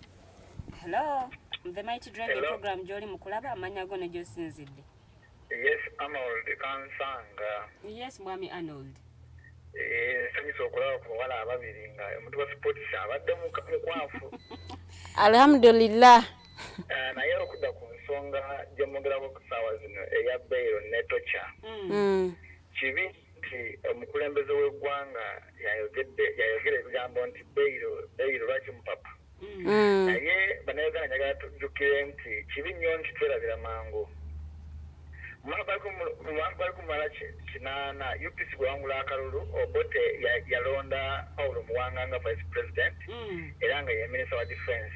Then omugenzi Joseph Etima yali commissioner mu Uganda prisons n'agira mu maaso ga parliament n'asaba parliament teyongeze budget basobole okugulira abasibe emifaliso oba oliawo n'okukyusa ku mbeera zaabwe mu makomera. Paulo Muwanga mu kaseera ako yali n'obuyinza obungi n'agamba ono omukulu w'amakomera Etima n'amugamba ssebo oyagala kufuula luzira Sheraton ebiseera bya Sheraton yali hotelo y'amaanyi. So mu kyana omukaaga nga Museveni yakawangula oba nga yakawamba obuyinza yakwata Paulo Muwanga n'amusuula eruzira. Famire ya Muwanga n'ekwata n'egenda eruzira n'emifaliso nesaba osiwe eruzira nti tuleesedde omusibe waffe emifaliso n'ebintu by'okozesa. Omukulu w'amakomera n'amugamba nti sebo Paul Muwanga ali mu prison naye tetusobola kumuwa emifaliso eruzira ogifudde Sheraton. So mu mbeera emu bw'ojjukira myaka emitono nnyo emabega ne gundi yagamba yali omuduumizi wa poliisi General Kayihura agambye nti 48 hours entono nnyo omuntu okumutwala mu kkooti babawa obudde bungi naye bwe baamukwata ate baloya be n'ab'enganda ze baga mu kibuga nga beekalakaasa nga bagamba nti aludde mu buduukulu bamutwale mu kkooti. So nze ndowooza nti President Museveni amanye nti ye ayinza okuba nga anyumiddwa obuyinza bumuwoomedde bumuyingidde mu busomyo buli wamu abajjagala buyinza ayogeza buyinza afuna buyinza naye alowooze ku famire ye alowooze ku baana be alowooze ku bazzukulu be nti olwaleero byayogera bigenda kuhontinga famire bihontinga n'abaana be ayinza okuba nga alina omukisa yagala kufiira ku bukulembeze agala kufiira mu buyinza naye atuulire abantu abala ate nekirala kibi nnyo nti ku myaka gy'alina oba gy'amaze ku bukulembeze tamanyi nti bail ensonga is a constitutional matter. Tamanyi nti country over ne treaties ezenjawulo zasayiniza human rights treaties nti bail is mandatory. Bail teeka omuntu alina okufuna bail ate kooti zonna zakipronouncing nti omuntu ali innocent naye ssemateeka agamba nti you are innocent until proven guilty naye agenda mu nkola Abafaransa egamba nti oli guilty until you proved innocent. No waleeba tekikola. So tumusaba President Museveni addemu bannamateeka bamusomese naye asome ave mu bibajjagalo by'obukulembeze n'obuyinza adowooze ku bannayuganda. Mwebale nnyo mwebale ddala. Toyanziza mwami oyo ate naye byayogeddeko ndowooza ate mubiwulidde ku nsonga ya bail. Mukulembeze w'eggwanga naye yavaayo nayongera okuba nga agyogerako nti why the rush n'ategeeza nti oli baba bamusse oli gwe battidde omuntu naye abeera mu kunyolo banne gwe basse nyininyini abatakyali mu bulamu bwansi naye ate baneeno baweebwa oluusi ekibonerezo kya life imprisonment bwe baba nga bazuuliddwa nga kituufu beebazza omusango. So omukulembeze w'eggwanga naye ndowooza yawuliddwa era ng'ayogera ku nsonga eno eya bail. Abantu bano abazza emisango gino egy'obutemu babeere ng'ate tebaweebwa bail okumala ennaku 18 egyo si gyemyezi 6 nga balinze eki nga kunoonyereza kugenda mu maaso bakituufu babatta kati bwe bakusanga ng'oli innocent bannyonnyola kibbo simanyi nanti maze ebbanga eryo mukomera naye nga ne munsanga ndi innocent naye bwe banaakumyawo obudde bwewamala ng'oli oba oliawo abamu bavaayo nga batulugunyiziddwa kituufu. Naye mukyala Farida tuwe emboozi endala gye naye nga mu ngeri y'emu awo omukulu wa FDC ne Nabi I mean n'omukyalo omu bavuddeyo bali nandala Mafabyo manyi bazenga ensonga lwaki erinnya lya Nabiira linzijidde mangu nnyo nti yaliko on spot nandala Mafabyo n'abuza Nabiira lwaki tewalonda against nga balonda against the ejrimiti removal omukyala n'amuddamu nali ku sick leave n'amubuuza why didn't you die tewalabe your story amubuuza why didn't you die on the spot it was I think in 2020 around July nga bali on the spot nga babuuza why didn't you die you didn't actually vote against the age limit removal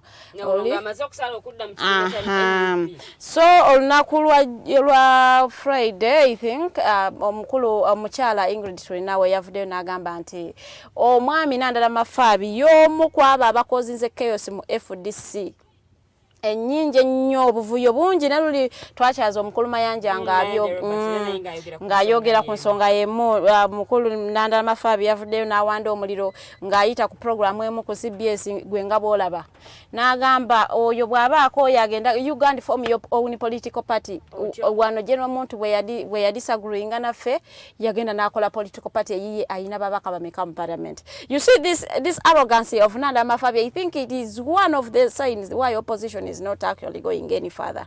Lwansonga nti omuntu bw'abeera mu buyinza olaba ali mu opposition n'ayogezeeyo arrogance bwe banaabawo obuyinza nga be bali mu ntebe oba kyekyagirako anyway omukyala Joyce Nabosa Ssebugwawo naye okuba nti akkiriza ekifo kye yali aweereddwa okugendera ddala n'afuluma ekibiina n'agenda mu kibiina osanga oyo sijja mwogerera naye nga omukulu yagambye nti wavaayo n'ova mu kibiina lwe wasalawo okustandinga independently mu kalulu nga bakumye party card kati gwe toyina sse mu kibiina kya FDC because constitution yetulaga etugamba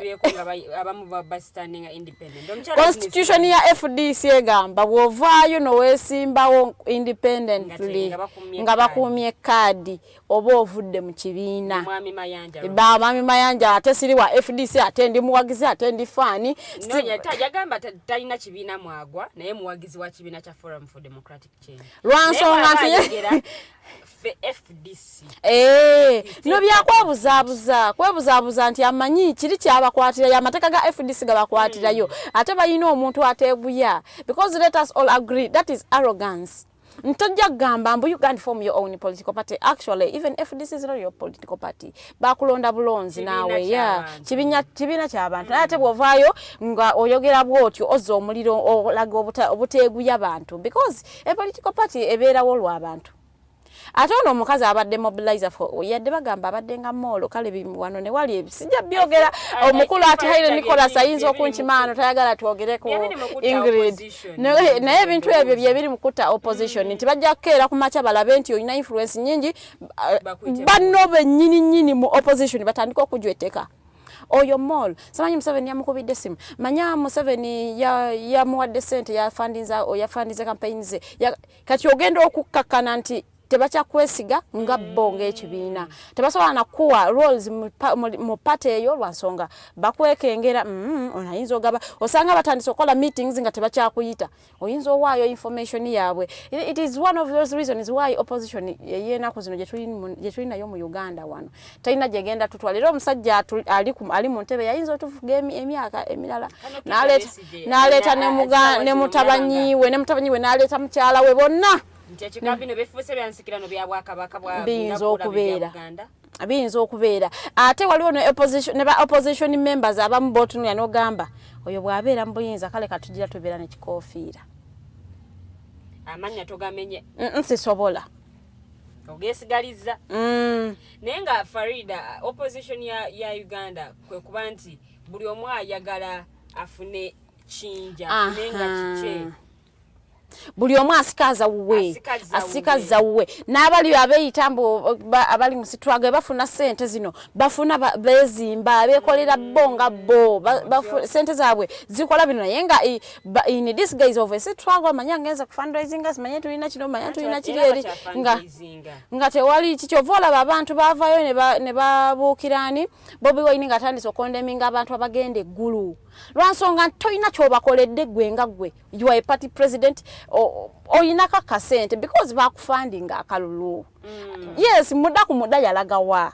abana basoloza sente muda ku muda one of those things byetumanyi nti atenze muda ku muda nga nguwayo kuki atenze okuguwayo muda ku muda sinonyamu omukadde ali wali atalina kyakulya nengumu wakale nemanya nti kale yadogwange tebagulya naguwaddoli nze sente zange tebazirya bwe batyo so kyovola bantu je yavayo nagamba manya abayimbi befudde biki naye nga ne bakubuuza ovuddeyo bakoledde ki gwenga leader because kati sawa no you are in an elevated level you are in that position yasobola okuyamba kabamu but even the young artists abali mu suffering you have not done anything you have no right to come out and condemn ekibina nasoka kikwasa mwami John Baptist nambeshe ajira kitwala mu maaso ebintu bino byakwasa kunawe kwatamu biringa byakusitula luggage kwatiraako banna yenstowereddwa nawe kwatamuko nze kama bibega kabigira biwummulamu naye twala mukaawo nze ngenze ku celebrating a birthday party waliwo mwani wa FDC yategeeza nti NUP is a wave bo FDC kibiina kyetengeredde ebyo sibimanyi ebyo saagala bannupu bankole bubi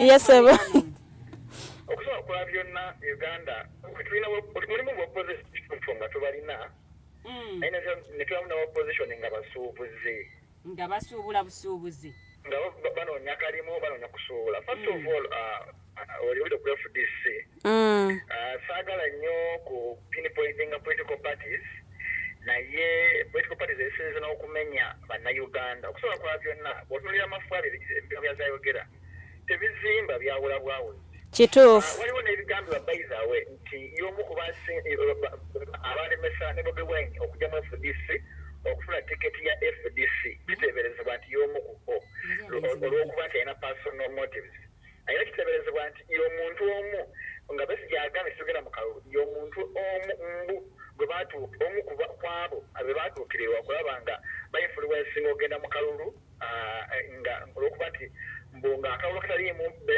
FDC NRM ne Museveni nga tekkiriza nti kayinza okuba akalungi so mbu ne babanyefaluwensinga zo siina bujulizi ku ekyo naye nga kigambibwa nti y'omu ku baafuna ne ssente mbu bagende mu kalulu naye ng'ekyo kitadde okubbali ensonga ya Bobi Wine okuvumirira n'okulaba nti tafuddeeyo ku bantu aba balina opposition oba abayimbi mu kaseera kano omuntu yali badde yeebuuza nga Ssegirinya ne Ssewanyana bali mu misango nga aba NUP bo kiki ekibatwaza ebweru w'eggwanga bakole simanyi baby shower bali ku maato bali kubakola birthday kiki nnyo ekibajaguza okukola birthday South Africa nga banno abali wano Uganda bali mu October omuntu yayeewuuziza gwezaake kiki kyama kyekikusike kyolina weteekewo nti ojja kweyimirira munno ate kusaba weesembayo omwefuulire omuntu yeebuuza kakike bagoba bayizawe munauganda akimanye nti ne Ssewanyana ne Ssegirinya beebuuka bamenga ba NUP abatalina ministry mu opposition kati omuntu yeebuuza nti lwaki bano bokka be bamma ebifo mu opposition ate bataddeko ebisangosango omuntu yeebuuza nti ye lwaki bo balese baboneebone nga bali abala bali ku biceppere bali mu maato bali mu Amerika babalese bavonde nze ndowooza waliwo ekikusike so Bobi Wine bw'obumirira abayimbi ogenda eggulu naye nga naawe emmotoka yo okuvayo mu URA Museveni yawandiika bbaluwa omuntu yali yeebuuzizza lwaki gw'ofuna ebbaluwa ekiriyalinga emisolo gyo ng'abannayuganda ab'endya abalala bo batobokasula emisolo ye lwaki yogera kamiliyoni okufuna emmotoka n'asanyuka nga gweyiyo Museveni gikuwadde nga kusonyiya emisolo so nze ndowooza nti waliwo ekyama ekikusike abopposition kye balina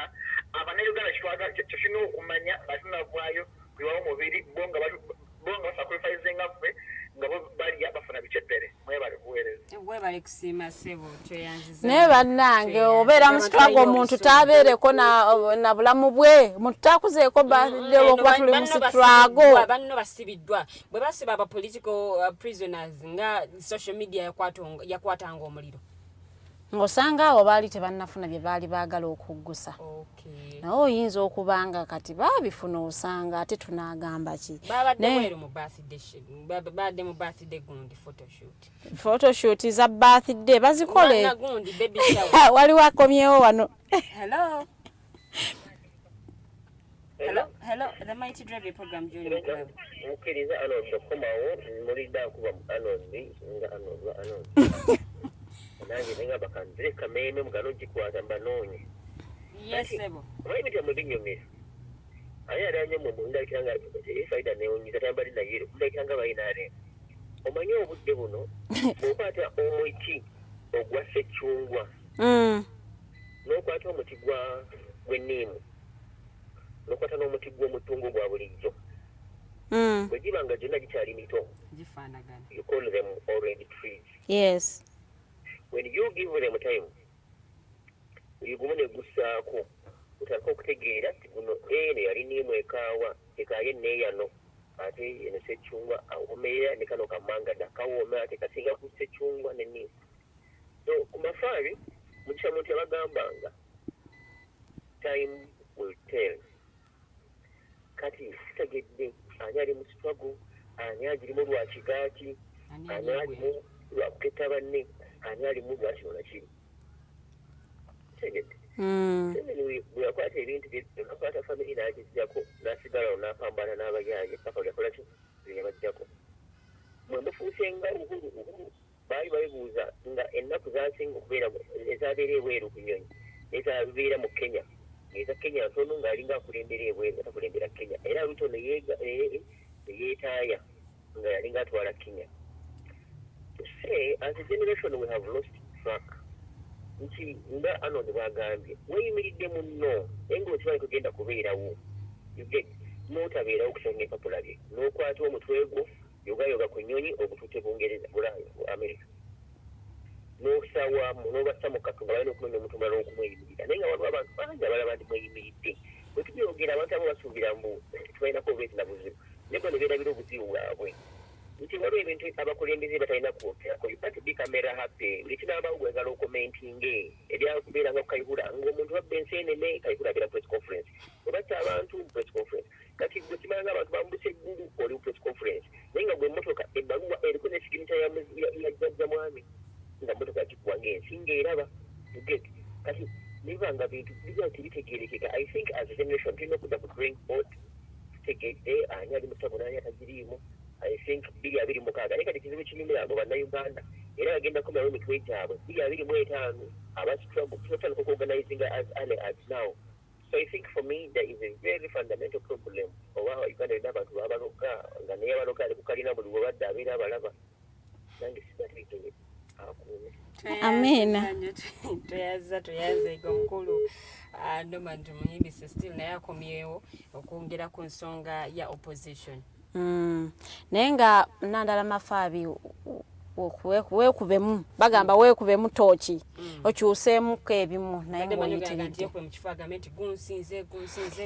abo baba baddiini kyabo gunsingidde ddala kyeva neegayirira Mariya omutuukirivu naye nga yeekubemu tooki alabe ye byakola bye bituufu ate bw'abanga ye kitegeeza bwe babawa nga njagendera ku allegation za mukulu Mukose nti bwaba bakuguze kirabika n'oli bamugula ne baba creatingirawo wo mwekube muleme kutegeera nti mwena wali mwena ibagule could be ate nandala mafea bya inengeri gye yefunziza mu FDC like agifudde nga personal property like he has a lot of powers. Omukyala Ingrid tulinawo kye yabadde agamba nti bamukendezeeko powers ayina nnyingi nnyo adeciding ani gwe batalina kuwa sente za campaign ani gwe bayino ziwa ani atalina kufuna party ticket ani ayino gifuna. He has a lot of powers in FDC. Omukulu Patrick Oboya muri ataliwa oyo ye baba gyali yakwatira ekibiina kyensinga okumanya nti ali bulungi naye ebirala ebyo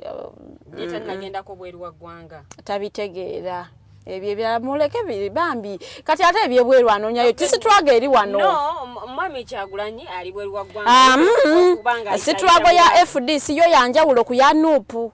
Yo sitwago ya FDC ya ku ground eya NUP ya masappe enjawulo weeri awo nti yo sitwago ya FDC ya ku ground sitwago ya NUP ya masapi lero ninye enyonye ntwala USA enchangenda South Africa ate mukazi wange akuza birthday tulina photoshoot simanya ate t-shirt enjeru nga kuliko ekifaananyi kya Honorable Ssewanyana ne Honorable Ssegirinya nga bayimba nti olutalo bwe Lunaaba Luwedde bajja kwambala engule eyani engule ki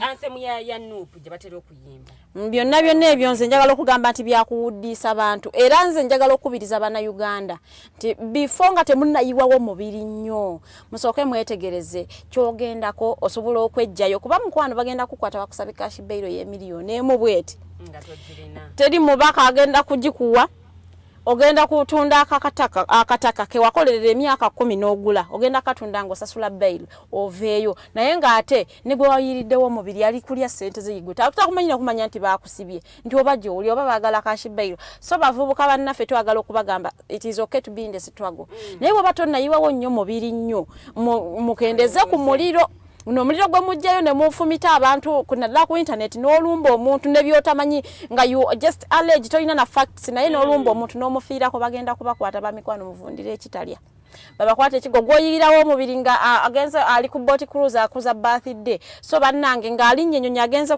kwekalakasiza ku UN headquarters gw'oli mu Uganda ekitalya so bamikwano tubagamba mwegendereze nnyo nga muyiwawo emibiri eyo gijja bakola bubi ojja kuleka famire yo ekyali nto teri abalabirira ofiirwe famire yo osanga omukazi bw'oba musajja ojja sanga omukazi bamuwasa ojanenyani naye ng'ate wali sobola okubeera mu sitwago notakozesa nnyo bigambo bivuma notaweebula muntu noyogera facts zo oba ozimanyi bw'oba ebintu bino ebimu bye mutategeera mubiveeko babireke baleke okulumba buli omu because wavaayo n'olumba walaba omwami Kyagulanyi Ssentamu bwe yali ategeeza ku nsonga ya democracy ugamba otya nti mu ggwanga temuli democracy ate nga ffe we believe democracy wa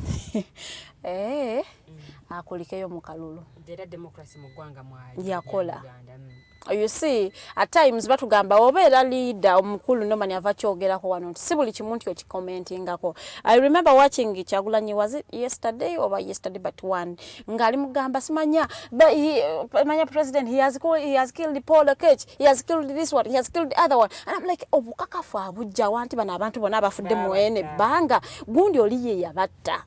So ebintu ebimu byotayinaako nnyo obukakafu ebiyenjeesebwa tufe tumanyi nti yes politics is a game naye ate toleeta nnyo binale palapasa aba ayitiridde oyo ate ng'olina leader olina influence olina abantu abakukkiririzaamu olina abantu abakugoberera ebintu ebimu nga tonnabifulumya gwegendereze bw'onookyogera nkigenda kukola ki abantu abanzikiririzaamu bagenda ku reactinga batya oyo ge bayita leader naye leader avaayo ayogera obwogezi okumuhypinga president ayogedde manya president era ababaka bano aba parliament abali ku oluvuganya government b'ensonga buli kyonna kye boogera bagamba bagala kujja mu kulembeze wa ggwanga mu buyinza naye kibuuzo ekyebuzibwa bo bali ready okutekinga on bw'abanga avuddewo ye ate bw'anaaba avuddewo by'anaabalese nga takoze banasobola okuba nga babikola kusinziira nga bwendaba tebasobola.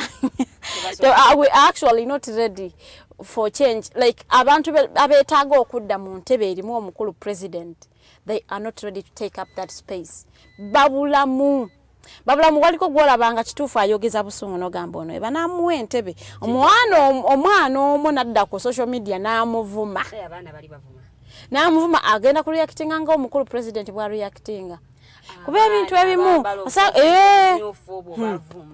so kati ate mmwe abali mu offices za government nga ekyatuuse kotido tekinabatuukako bamikwano mugende babagemye COVID-19 ezo offices they are not punishing you know offices ziyingiramu abantu bangi you serve a lot of people nabo babageme banaye mugende babagemye ebintu bino si bya ssente ate banatandika obasa ba ssente nga mugamba government mbi kati byabwerere mwesuuliddeyo gwa nagamba mukulu bakugebya banyema nafuna jabu yasooka ngenda kuddayo kufuna jabu yakubiri kirungi nadamu abali mu offices bamikwano tubagamba muddeyo mugende babagemye. It is important mwetaase mutaase n'abantu bemuweereza. Kampita iteko mu comments alukwakwayo tubenga tetuwunzika. Salongo Kato Robert Kabajjo agamba you must not miss this program.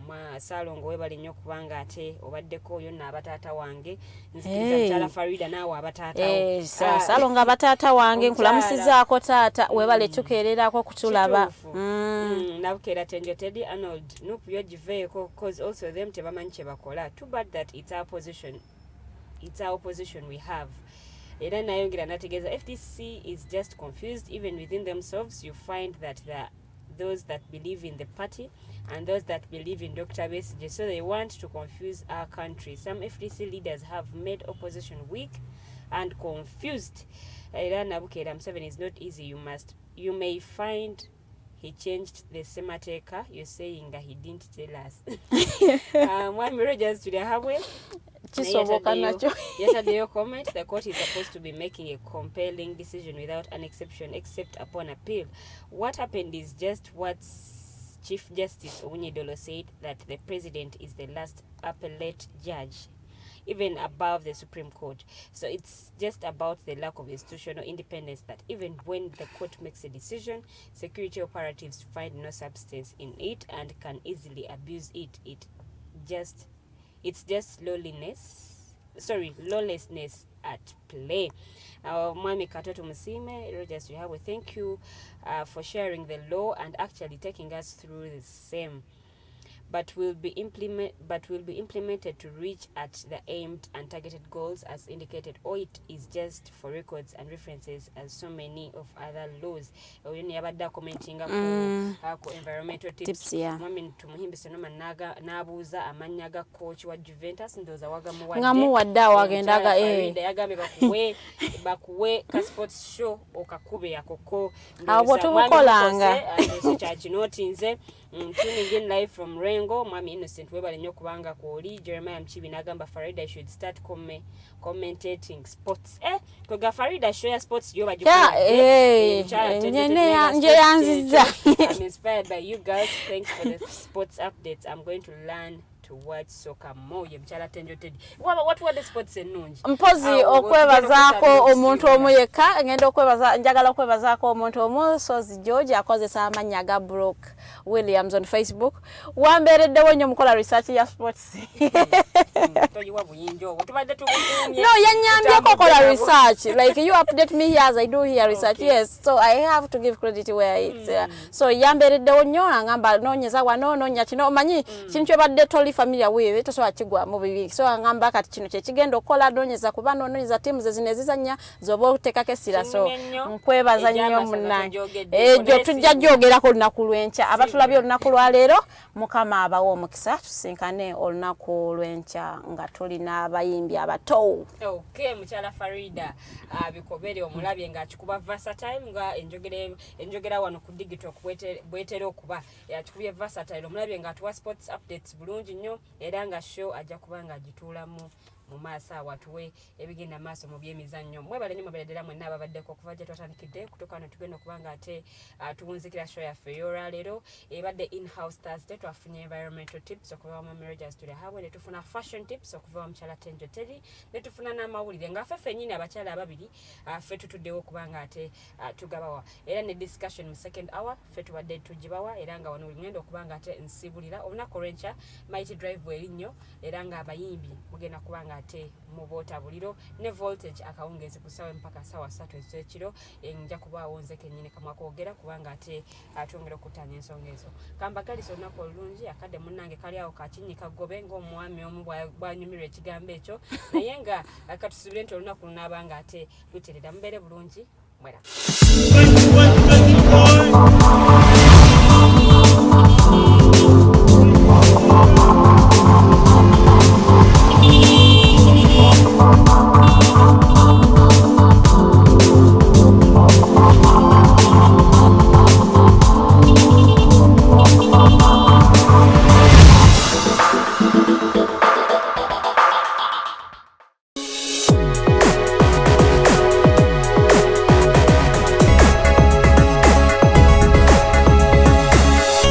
Alternative Dig Talk. Real issues, real talk.